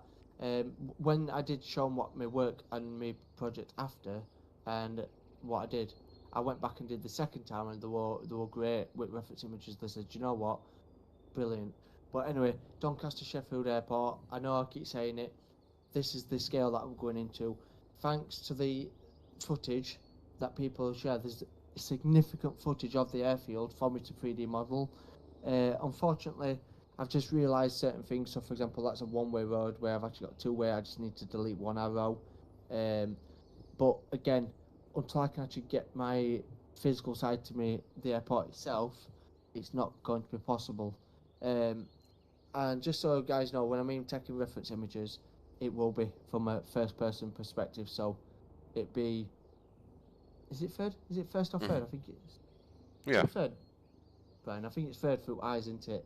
Um, First person through eyes, obviously, if someone was yes, to follow you with a camera, that would be third person. yeah, Technically second person, really, but third person. But anyway, yeah. yeah. So obviously, my aim is it's a big site, so I don't need to visit a lot of these signs and stuff because a lot of the signs are pretty straightforward to make. They tend to be generic airport ones, so you just tend to just work them out. Uh, this particular area, so as you can see, there is a lot of like there's a lot of work to go in. So all this area I've got to design, but just to try and get the bit of footage, which is behind here. So as you can see, this is the path that I showed in the sim. So if any of you guys have just joined the stream, which I can clearly see there's people just come in, you need to go back to the beginning of the stream to actually understand what I'm showing you. So as you can see, this is all the ramps and the bushes that I'm making. The bushes that I put in the normal Microsoft bushes, I did try the boxwood bush, but the problem is with bushes, if you're using high poly bushes, you get significant memory usage. So I've used some bushes, and the way I've designed it is you wouldn't even tell. Yeah. So I am trying to blend like anything to a vegetation. I try to use Microsoft because they're there to be used. So for example, they're not actually from other sceneries. They're they're called a building kit. So you get building kits. So you get it's called FS based scenery. So they give you a lot of spare stuff. So if you wanted toolboxes in your sceneries, it sells people can make basic sceneries. But some of the assets are really good. For example, the bushes are really good because they're high poly bushes, but they use low VRAM and low memory, which is good. So anyway, as you can see, drone footage. I'm not gonna play. It is music, guys, and it will take forever to fly through it. So I'm just gonna flick through it best I can. So to shape the roof, this is how I shaped all the roof and stuff. I did get a tip from SLH Designs, so thank you to SLH Design for actually showing me how to make the roof. And obviously I managed to make the roof and take it to my own 3D object now, which is what I'm proud about. And I don't know if you remember the stream, Brian, but do you remember when I said to you about the white line that follows the roof? As you see, that's what it actually is. Yeah, yeah. So it's actually, it follows it. And I know obviously it's, we've been streaming for a while, so I know Brian's going to want to be getting off soon. But as you can see, I've got all that to do yet. So again, I'm not going to make it as complex as that because that's too much detail for a flight sim. But it is going to have the ducts and stuff. It's going to have the pipes. So I can actually make it just as good as this. But I'm not going to add the small little detail that you can't see because you're killing your computer for no reason. And again, this is the backside. As you can see, if you remember, I developed this idea. This building here, even though there's significant footage for this, it doesn't tell me what's inside that. So again, I have to go into YouTube, and somebody's got a footage of them walking down. So I'm creating stuff from video. So I'm getting my reference images from people's travel videos through Google Earth, through drone footage. So it is quite a lot of research to go in. So this is why it takes ages. So if I was to design that, this would be very easy to model. Yeah, it's boxy and stuff like that. Obviously, compared to what you have been doing, and I'm assuming other things you will come up against. Yeah, I'd say that. I can't say for definite. I to be honest with you, seeing some of the stuff that you've done, I don't think I'd ever attempt it. But it is it is tempting, just like you were showing me with the theme park just then, just to try and sort of get into the SDK and get into the. I think from what I remember, I did do some things in 2020, but I think you said that 2020 was a hell of a lot easier when it comes to stuff like that. I did watch a few tutorials on 2024 scenery building, and it's a bit more of a faff. But how far do you think you will be going with the surrounding buildings? Like you've done the roundabout. I know there's another there's quite a big building there right by the roundabout, isn't there? Yeah. Do you think you might? I need to look at it because obviously there is footage of it. So I will, like I said, I will model the buildings. But I feel like I'll do them in detail, but they're not going to have interiors, which you can understand. They are going to be less detailed in terms of the terminal. Of course, yeah. But obviously, no one's going to want to walk around these, and if you do, then yeah, I mean that's your own choice. Yeah, I think they are far back enough to where it's not a significant thing. I know a lot of people like to have certain points of interest, because I don't think it's a point of interest, but certain landmarks visible when they come into land and taxi. But I think the way Doncaster, you can get a good overview of the airport from this thing. If you actually just mute the video, mate, in the bottom left next to the play button, we could probably just have it playing. But you can see it's quite not a boxed off airport. It's not like the likes of Heathrow where you've got the airport and then a lot of surrounding buildings. It's a nice, I wouldn't say remote airport. It's got things around it, but you won't need to go absolutely insane with the surrounding buildings. I think the control tower's just off to the left there, and again, that control tower it's not a big one. It's quite an old style. It's probably about the same size of something like Manchester Barton Aerodrome's one, to be fair. Yeah. I don't know if they'd ever have plans to redevelop that, because I know airports of this size, Liverpool Airport got a brand new tower away from its original. Obviously, Manchester also did a bit bigger of an airport, but it depends what budget they've got to kind of reopen it. You might know a bit more than that. The thing is, they've spent 16 million right. that we know of. there's another 160 million getting announced hopefully on the 9th, so 9th of this month. If we don't get that funding, I personally think Doncaster Sheffield Airport would fail. Now, you've got to look at the you've got to look at the view of it. So if you look at all that land that you can see there, I don't know if the oh yeah, it's still loaded. So all this land here, there's potential.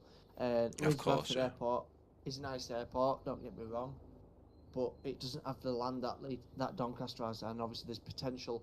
So on each side of the runway, they're 200 metres short. So all you have to do is add 100 metres that way, 100 metres the other way, to the runway, and dig it underneath to extend it to take an A380.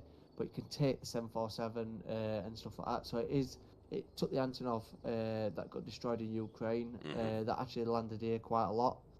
I was lucky enough on my flying lesson to actually see the Antonov and the 747s on site. So I do miss that experience from my real flying. I mean, I'm flying at a local airfield now, and it's not as exciting as an airport, if you know what I mean in that sense. Oh yeah, no, definitely. I can understand. I mean, obviously, I don't do any kind of flying myself, but yeah, I think being in a little Cessna or Piper or whatever, and then seeing something like a 747 taxi back, but that's where I believe that's where the Vulcan is now. I don't know how old this video is, but I think that is, from what I've been told or what I've seen, that's where it is now. So currently the Vulcan is there. The reason why they've done it there, and I'll be 100% honest with you, is because the airport closed. There was a lot of trespassers. So if you look at that building there, that is currently where Doncaster Council have been operating out of, and obviously that's so they can see it at all times. And there's CCTV currently on it.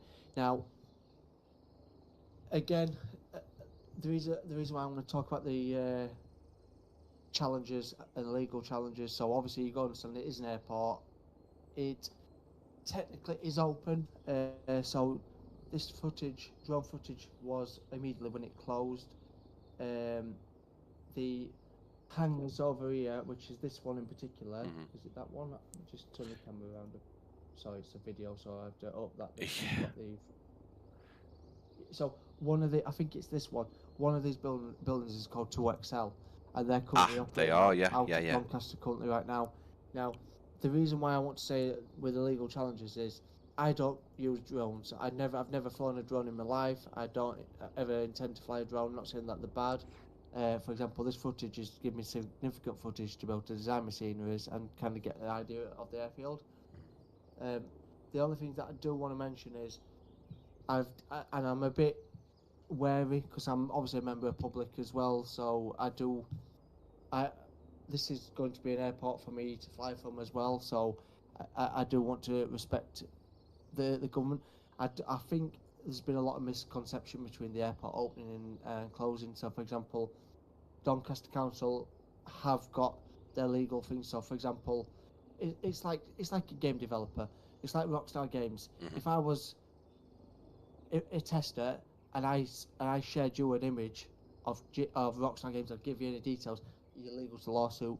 Doncaster's no different. So, for example, there's people out there that know if the airport will reopen. They know the rules. They cannot say, Coppard, he does want to tell us something, but he knows he can't tell us because he'll get his ass sued. So basically, this is the same. So I watched 2 video footage, and obviously you can't just YouTube it if you don't know what you're searching for. And obviously I just typed in RAF Finley, so it's actually called RAF Finley, this airport. And I found 2 videos, and actually the man in question, the Orange Ivies, is the man that I'm hopefully going to be meeting to visit the site. He was sadly discredited in one of these videos, and I'm not going to disclose as too much why, but there is some political reasons, particularly the 2 white hangars on the right hand side. Apparently there was housing certain people, which is not true. And the reason why I wanted to make that, I had to make sure that I do get right what I say about it, is that sort of area, they're private buildings. So, for example, I can model them from a 3D point of view from above, but I won't be, and I can anything I can publicly see, I'll model, but they will not be modelled inside because they are actually private businesses that own the hangars. They're nothing to do with the airport. So if you look to the two on the right, they've got access to the aerodrome. The ones on the left don't actually have access to the aerodrome. They're actually private businesses, and the government are actually running out them two buildings. So there's been a lot. You can understand, obviously, that the world's a bit unshaken at the minute. So especially this country, there's a lot of people having issues. So these two hangars, for political reasons, I will not be modelling the interiors because they are government owned. No, that's fair enough. That's, I mean, I listen, mate. I understand, and yeah, and I think a lot of people will understand. And I'll be honest with you, mate. It's great having interiors to hangars. I actually love seeing terminal interiors. It unlike some people, but I love having hangars that are fully detailed and stuff. But I think it goes without saying it will be understandable that even with you being able to go there, there's no way you can get to see what it looks like, and that's fair enough. I don't think I don't think it's a bad thing at all. It's just, yeah, I understand it's a hard point to get across, and it would, I know there always is, let's face it, and you will testify to this. There's always people who will just have a moan about anything, and there'll be a comment, there'll be feedback on something, and it'll be like, why haven't you done this? And it's like, oh, come on. But we've done all this, and it has this. This is anything. This isn't just flight sim add-ons. This is everything. This is the whole This is the whole concept of people are quick to complain, but never quick to give praise. So yeah, I understand, mate. But obviously, again, Max, I think Jorg mentioned this in a post of his. When they do the monthly developer streams, I'm really religious when it comes to watching them streams because they're vital as a developer to understand why Microsoft's going in the directions. So the thing that Jorg mentioned is, for example, China, North Korea, them countries won't allow them to have 3D scans of their cities and stuff. Of course, yeah. It says it's purely because they can't have the data to leave the country. But he did mention in the stream that he's found a way for certain countries where he keeps the data in there to just stream the data from that place to the sim. Again, it's legal challenges, so this one's not as difficult as what Jorg is dealing with. However, you have to understand that I'm dealing with a closed airport that could potentially not reopen or reopen. I'm dealing with an airport that's misconcepted, and the government, for political reasons, have either misled or they've done this and that. I myself have to understand. I have to be transparent. I have to understand their point of view. I have to understand our point of view. I want to see this airport reopen, but for me, as a developer's point of view, so I've spoke to Christian, and Christian says to me, so if you don't know who Christian is, I mentioned earlier in the video, he's the lead in the project. He's the guy who's actually leading the construction work inside and the business side of reopening the airport. He's a really good guy from what I've seen. If you watch the videos that I watched, where it was didn't realise it was getting recorded, he's actually a really down to earth person, and it's given me a bit of insight of what person I'm going to deal with when I see him. Because through email, one person's one thing. Absolutely. Different. Yeah. But just to, obviously, because I know we're going well off the topic, Christian has highlighted some concerns we've seen with development. So, for example, airports have high-tech X-ray scanners and stuff like that. How do we prevent it from getting stolen and people using misinformation and stuff? Well, he wasn't aware that Manchester, LAX, which is LAX, Edinburgh, all these airports had all been 3D modelled. He weren't aware of this. He's not a flight simmer. He's a businessman, or project leader, if you know what I mean. So I've shared him some stuff. I says, look, my work won't include staff areas. So, for example, when I mean staff areas, they're like private areas. Yeah. And they won't include CCTV cameras. X-ray scanner, you can technically add that. It's technically, and it's anywhere that you as a public person can walk through, even if it's a security room, you can 3D model. some airports like Madeira has already been modelled and that, but I'm not going to argue with Christian, and if he says, look, I don't want Sarah modelling, then I'll not model it. I will close that off, so I'll put a collision mesh in, which means you won't be able to enter that area. However, I will find you another route to get into that other side, even if it's just a door and you just have to walk through this door corridor. Yeah, it might not be 100% realistic, but that all depends on the legalities of this airport. So my plan is to get from the car park, so you can walk out the car, walk through the terminal, enjoy your breakfast at Weatherspoons that's inside there, and then go to your plane.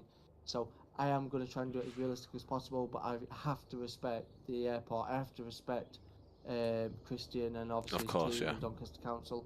But yeah, it's going to be good, and just give me time, and I will deliver. Oh, I have no dingies about that, mate. And I think everyone who's again, it is on another level to Santoff. We have said that, but I think anyone who has seen, your previous scenery will know that. Yeah, it's in good hands, and I know you will deliver. And I think the point we're making here, guys, is please don't be coming on to wherever Facebook and Discord and saying, when's Doncaster Sheffield being released? I'm sure there will be, but we just don't know. We don't know at this point. And I've got some comments here. So Tony Dark Zero, so nice to see you, mate. Mark as well, bit late, sorry, no worries. It's kind of, again, I jump between the 1 p.m. and the 5 p.m. start times quite regularly.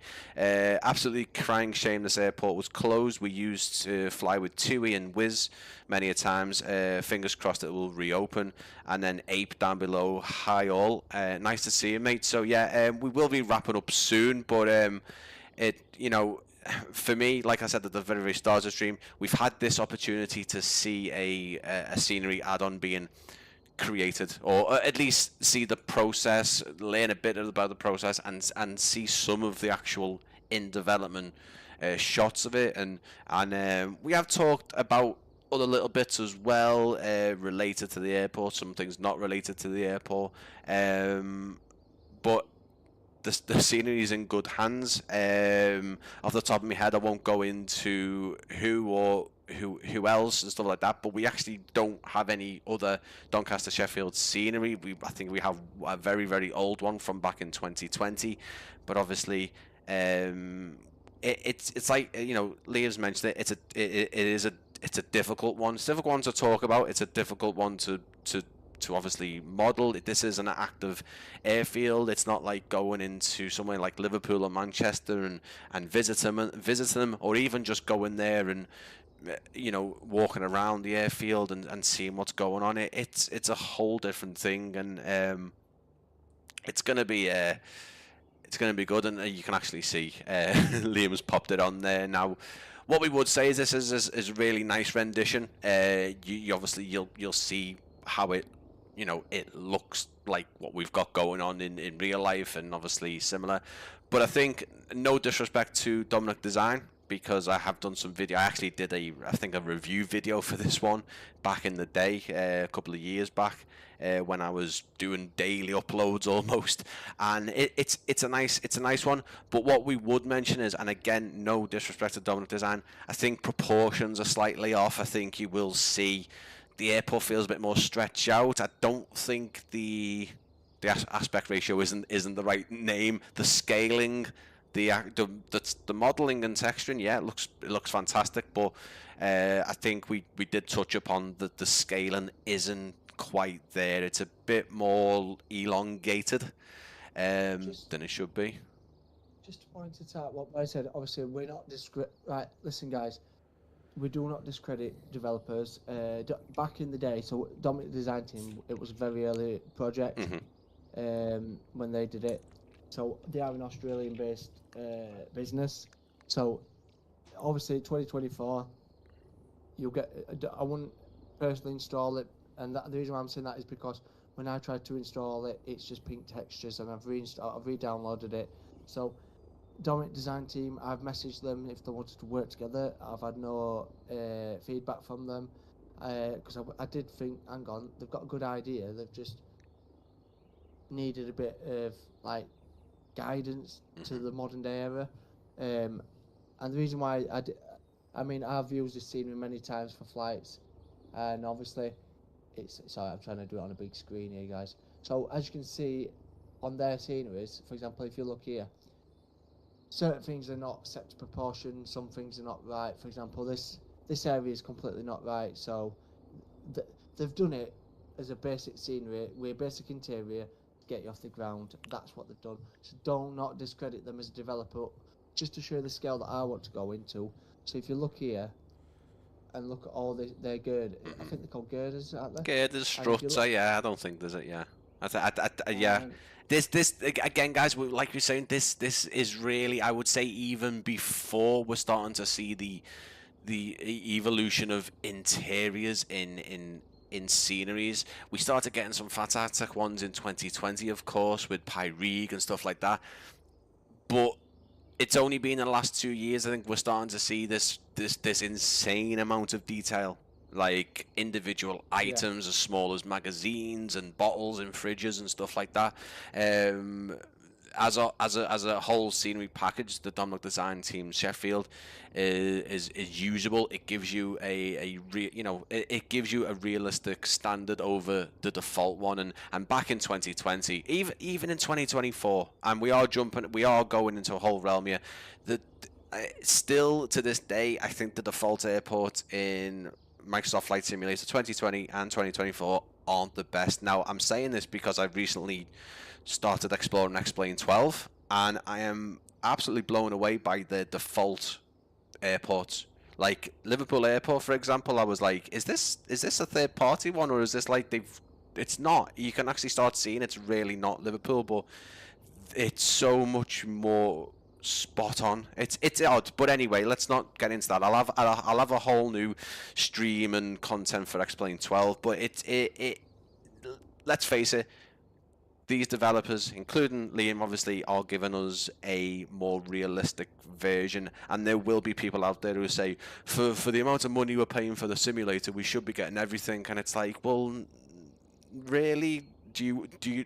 I think the whole process of going and getting new scenery items, yeah, it costs money, but it's the allure of flight simming. It's not good for your wallet, but it's exciting. But just to show you quick, if you look at my of course, on the earlier video, I did show you guys and Brian earlier on. You're able to see the actual structure in 3D. So if you go back earlier in the video, you're able to see a better picture. You can kind of see, if you look at the girders there, and then you match theirs, you can kind of see the difference in detail. But again, that's not to discredit these. If you look at their floor, one thing that I wanted to work with Dominic Design Team is I would love to know where they got this floor from, because this area here kind of looks like it. I think what they've done is, I think they've just cut out texture and put white, and then just left the normal on top of it.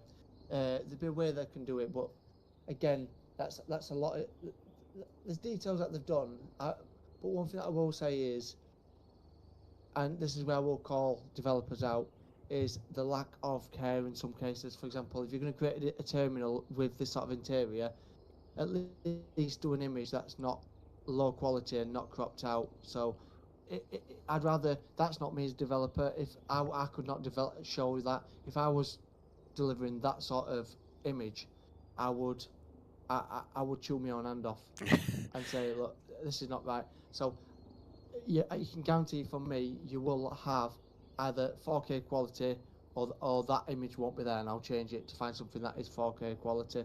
Because for me, I can understand where you're coming from there, because let's face it, you've got all these smaller signs around the check-in desk, and then obviously a massive one which is very noticeable, you know.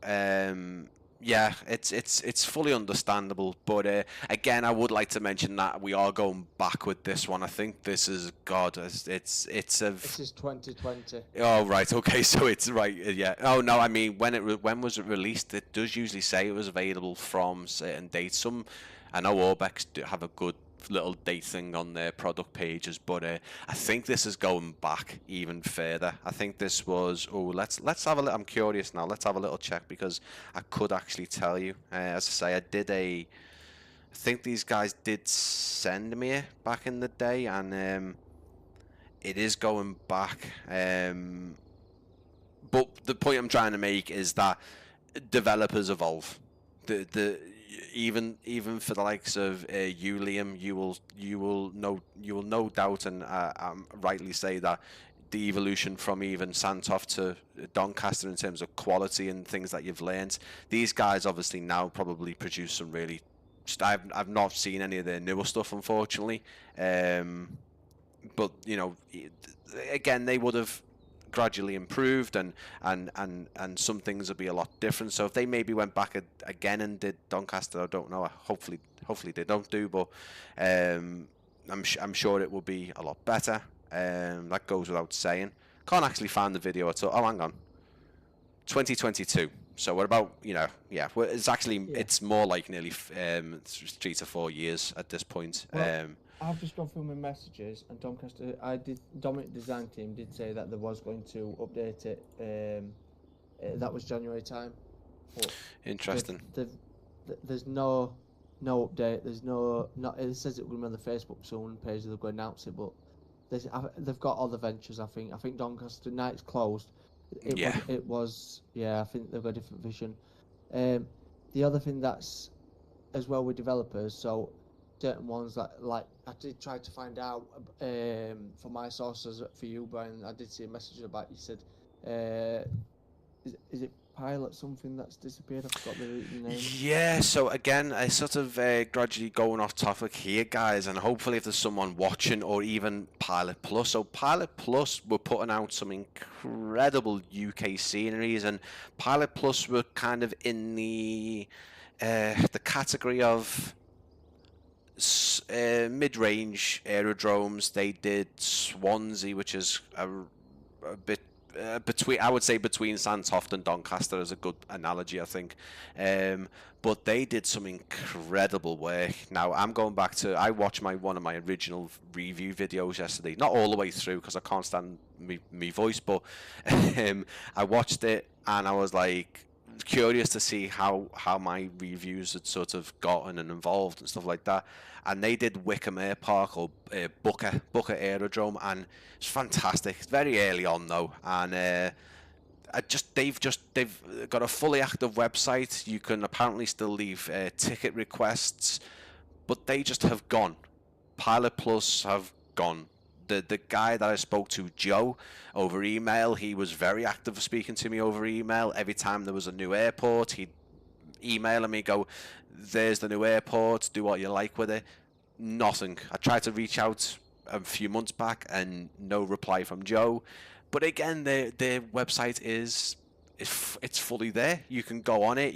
I think you can still buy. I wouldn't recommend it at this point because we don't know what the sort of support would be like for it, but you can go onto Pilot Plus's website and it's still there. You can still buy it was Swansea, they did Biggin Hill, fantastic, Bristol, London Oxford, Southend Airport, and then Wickham Air Park, and they did X-Plane P3D as well.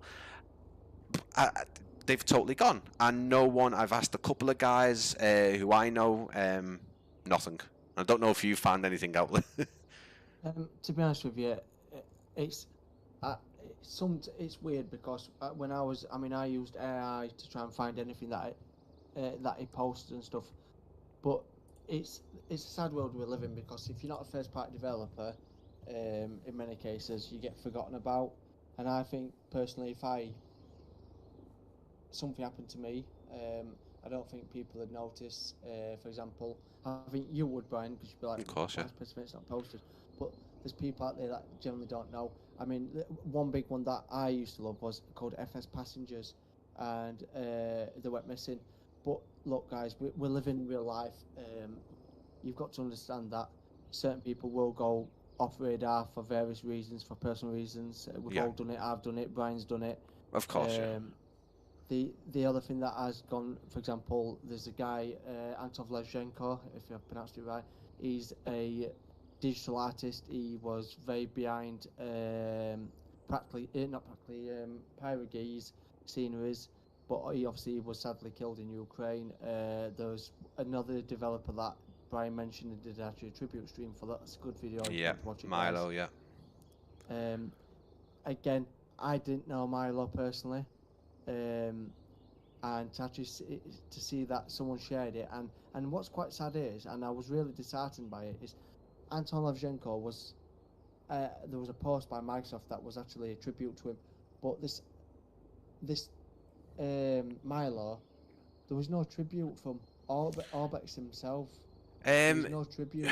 You know, yeah, you know, this is what I wondered. I didn't even see anything on Microsoft, and I think I would have been probably one of the first to kind of repost it and stuff.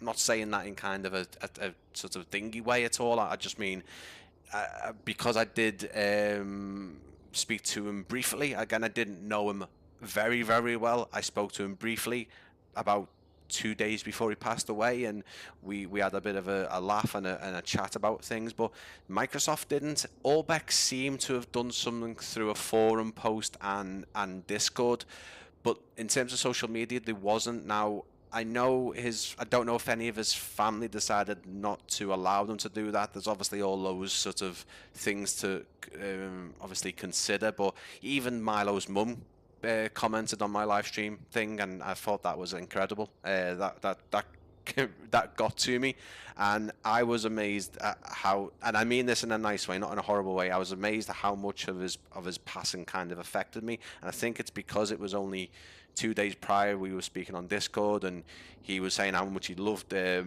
my videos and the live stream, and the fact that he put these animated assets into his scenery and a drone flying around, and I absolutely loved it, and he thought that was so funny, and I think it's probably just because it was just a mundane thing to him, and kind of something small that he put into his sceneries. But yeah, yeah, I mean, yes, there's sometimes where the main people, the big boys forget things, and or at least don't do anything, and it's sad to see. But I messaged, I'm not going to say who it was, I messaged someone about Pilot Plus and said, do you know what happened? And they said, oh, they got it mixed up at first who it was I meant, and then they were like, oh no, and these guys actually sell their Pilot Plus stuff on their website, and they were like, oh no, we'll reach out to them, and I was like, even those guys didn't really realize that Pilot Plus had gone. So even people in the industry were like, oh no, we haven't heard from them. Last time we heard from them was 2023, which would have been Swansea. Yeah. It's odd, but yeah, mate. Was there anything else in terms of Doncaster you'd like to share with us? I know we're not going to go into when it's coming or something. I know your main focus now is to continue the progress with it, and obviously to go and see the airport for real. And then, oh, well, there's that service alert. Oh my God, are you getting that as well? No. That service alarm. It's not 3 o'clock. It is 3 o'clock. Oh, Bang yeah. on time. Mine just come on. Yeah. Okay. Go on, mate. Yeah. So yeah. Yeah, it's had my wife a bit panicking. No worries. Just to give you the final bit of work. So my next phase is continue the work for next month or two in private. So I won't be streaming it as much. I'll be obviously talking to Brian now and again, but I will be getting the scenery done. But realistically, the terminal won't progress until around about October, November time. Of course. Yeah. That is the estimated time when I'm going in.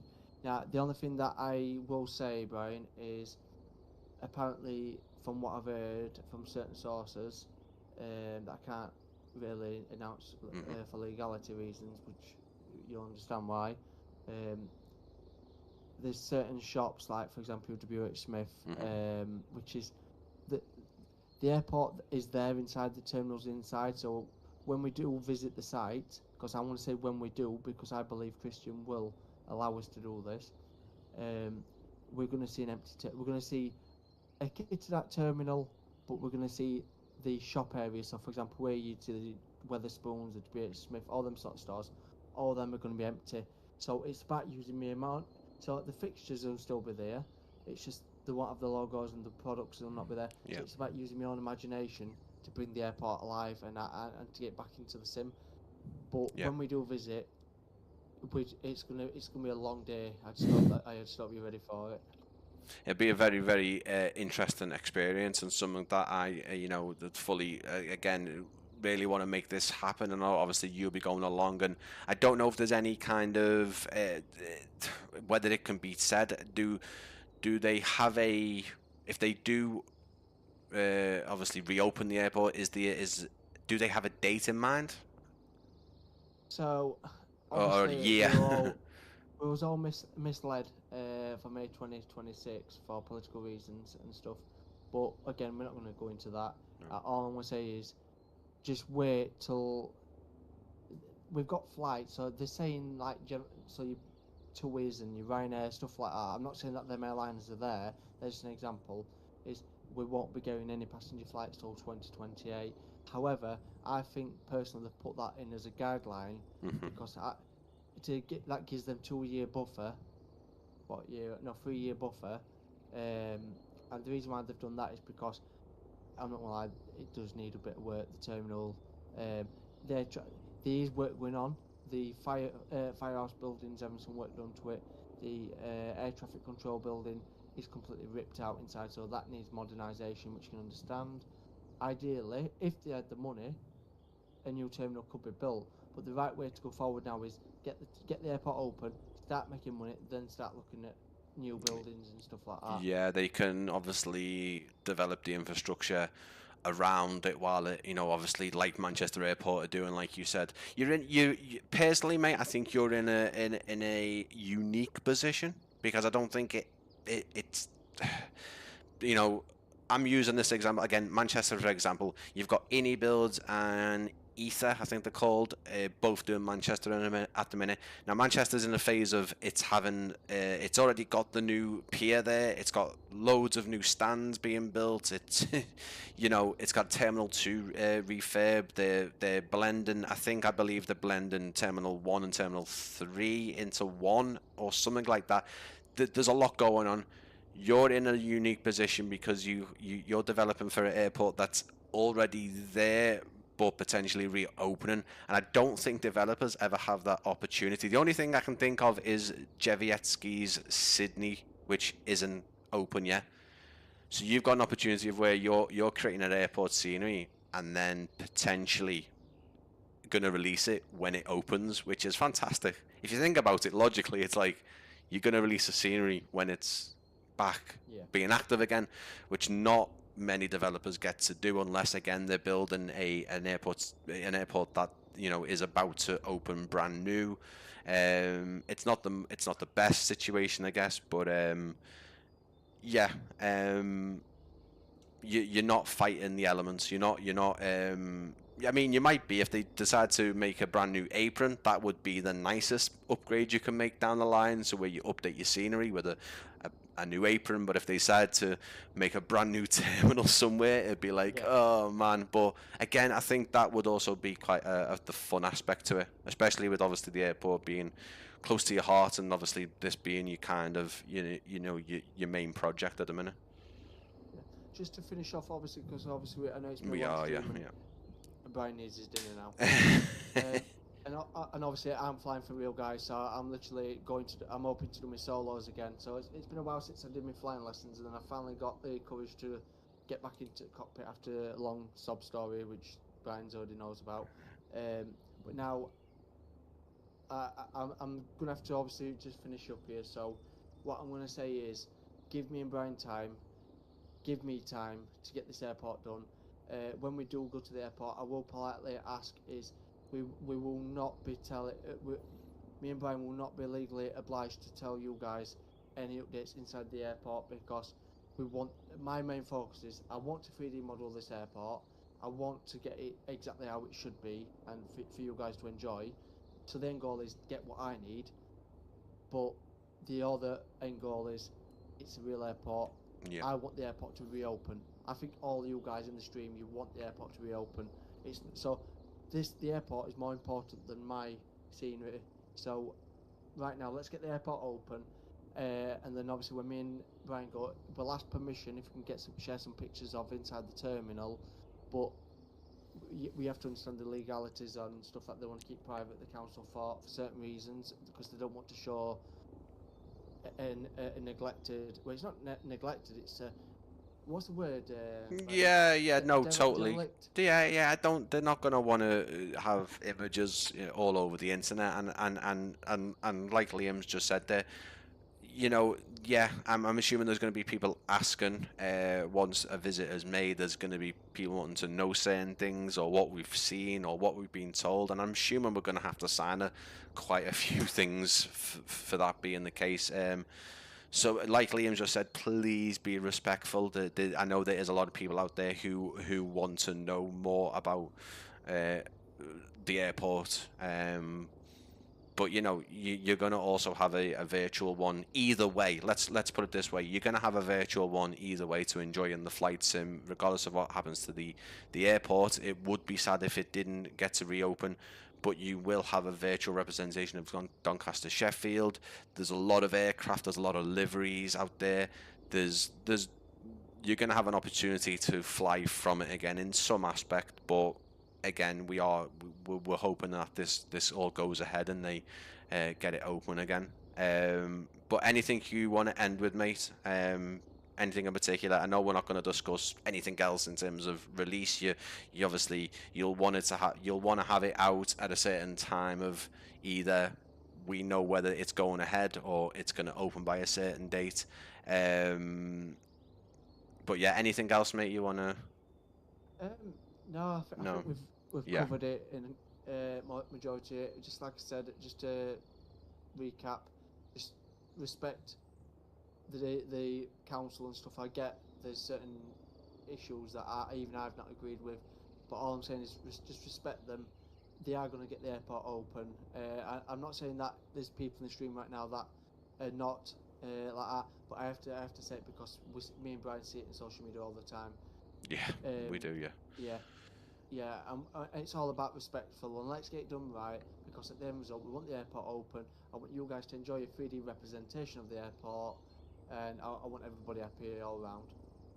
Absolutely, mate. So what I would say, guys, is if you are rewatching, if you're rewatching the stream, again, keep it respectful. Try and not go into politics, please, because I know there's a lot of people who will end up seeing this video as an on-demand video and have their own thoughts and opinions on it.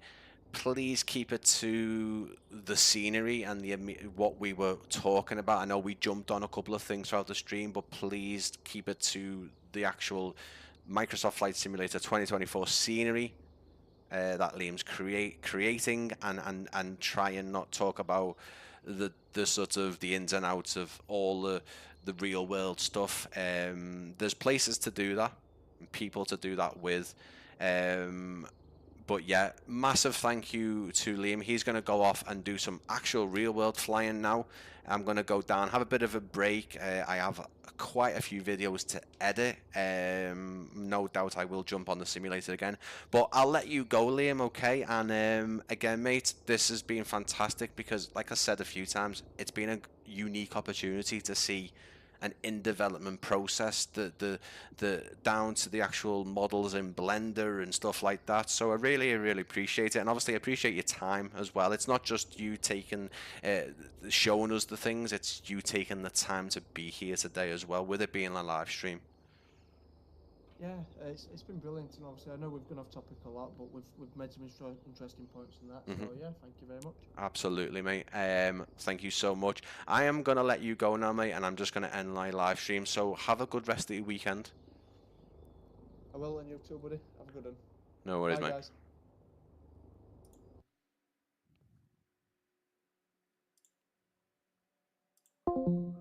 So, let me know in the comments what you think. Obviously, I'm assuming there's gonna be some people will be watching today. Let me just get that off screen. I don't have anything on my screen at the minute. Let's go back to this screen. It's got a bit of music in it though. But yeah, no actual simulator today, and there's only been one live stream this week. But to be honest with you, I only really ever committed to one live stream, but you've been getting 2 or 3 out of me a week. That will change. There's things being released nearly every week. There's opportunities for me to show you more airports and aircraft and other things. I will be jumping on X-Plane 12 at some point as well. I will have to get myself a little X-Plane symbol down the bottom there, because I do fully intend to have X-Plane 12 featured on the channel in some capacity. Don't know what that quite is yet. I'm still getting used to it. There's a big difference. It's a flight simulator, but it's a whole different ball game. Please leave a like. Please consider subscribing. There's gonna be a fair few. I think about 3 or 4. I think 3 at the minute. I've got a video already uploaded to YouTube, which is about 12 minutes long, fully voiced, well, not fully voiced over, there is some voiceover. Another one currently being edited, which is fully voiced over, and then a third one that's, again, fully voiced over, about 15 minutes long, something like that. So the next couple of videos you guys are going to see, a couple of YouTube shorts again, but there's absolutely no cinematic or trailers currently in the mix at all at the minute, which is refreshing. This will be worked on. I need some more integrated lighting. I need some wood panels, and I've also got some unboxings for some flight sim hardware. I've got 4 boxes here with a 5th one on its way. Yeah, so there will be some unboxings at some point as well. I need to get those recorded. Massive thank you to everyone for coming in a bit earlier. Again, this one was time sensitive because obviously we had to have Liam on live through Discord, and we had to obviously make sure that all worked. But yeah, going forward, more content, more live streams. Stay tuned. I've got some interesting stuff coming up. Perfect, guys. Thank you for joining me on this one, bit different, and I will see you again very soon.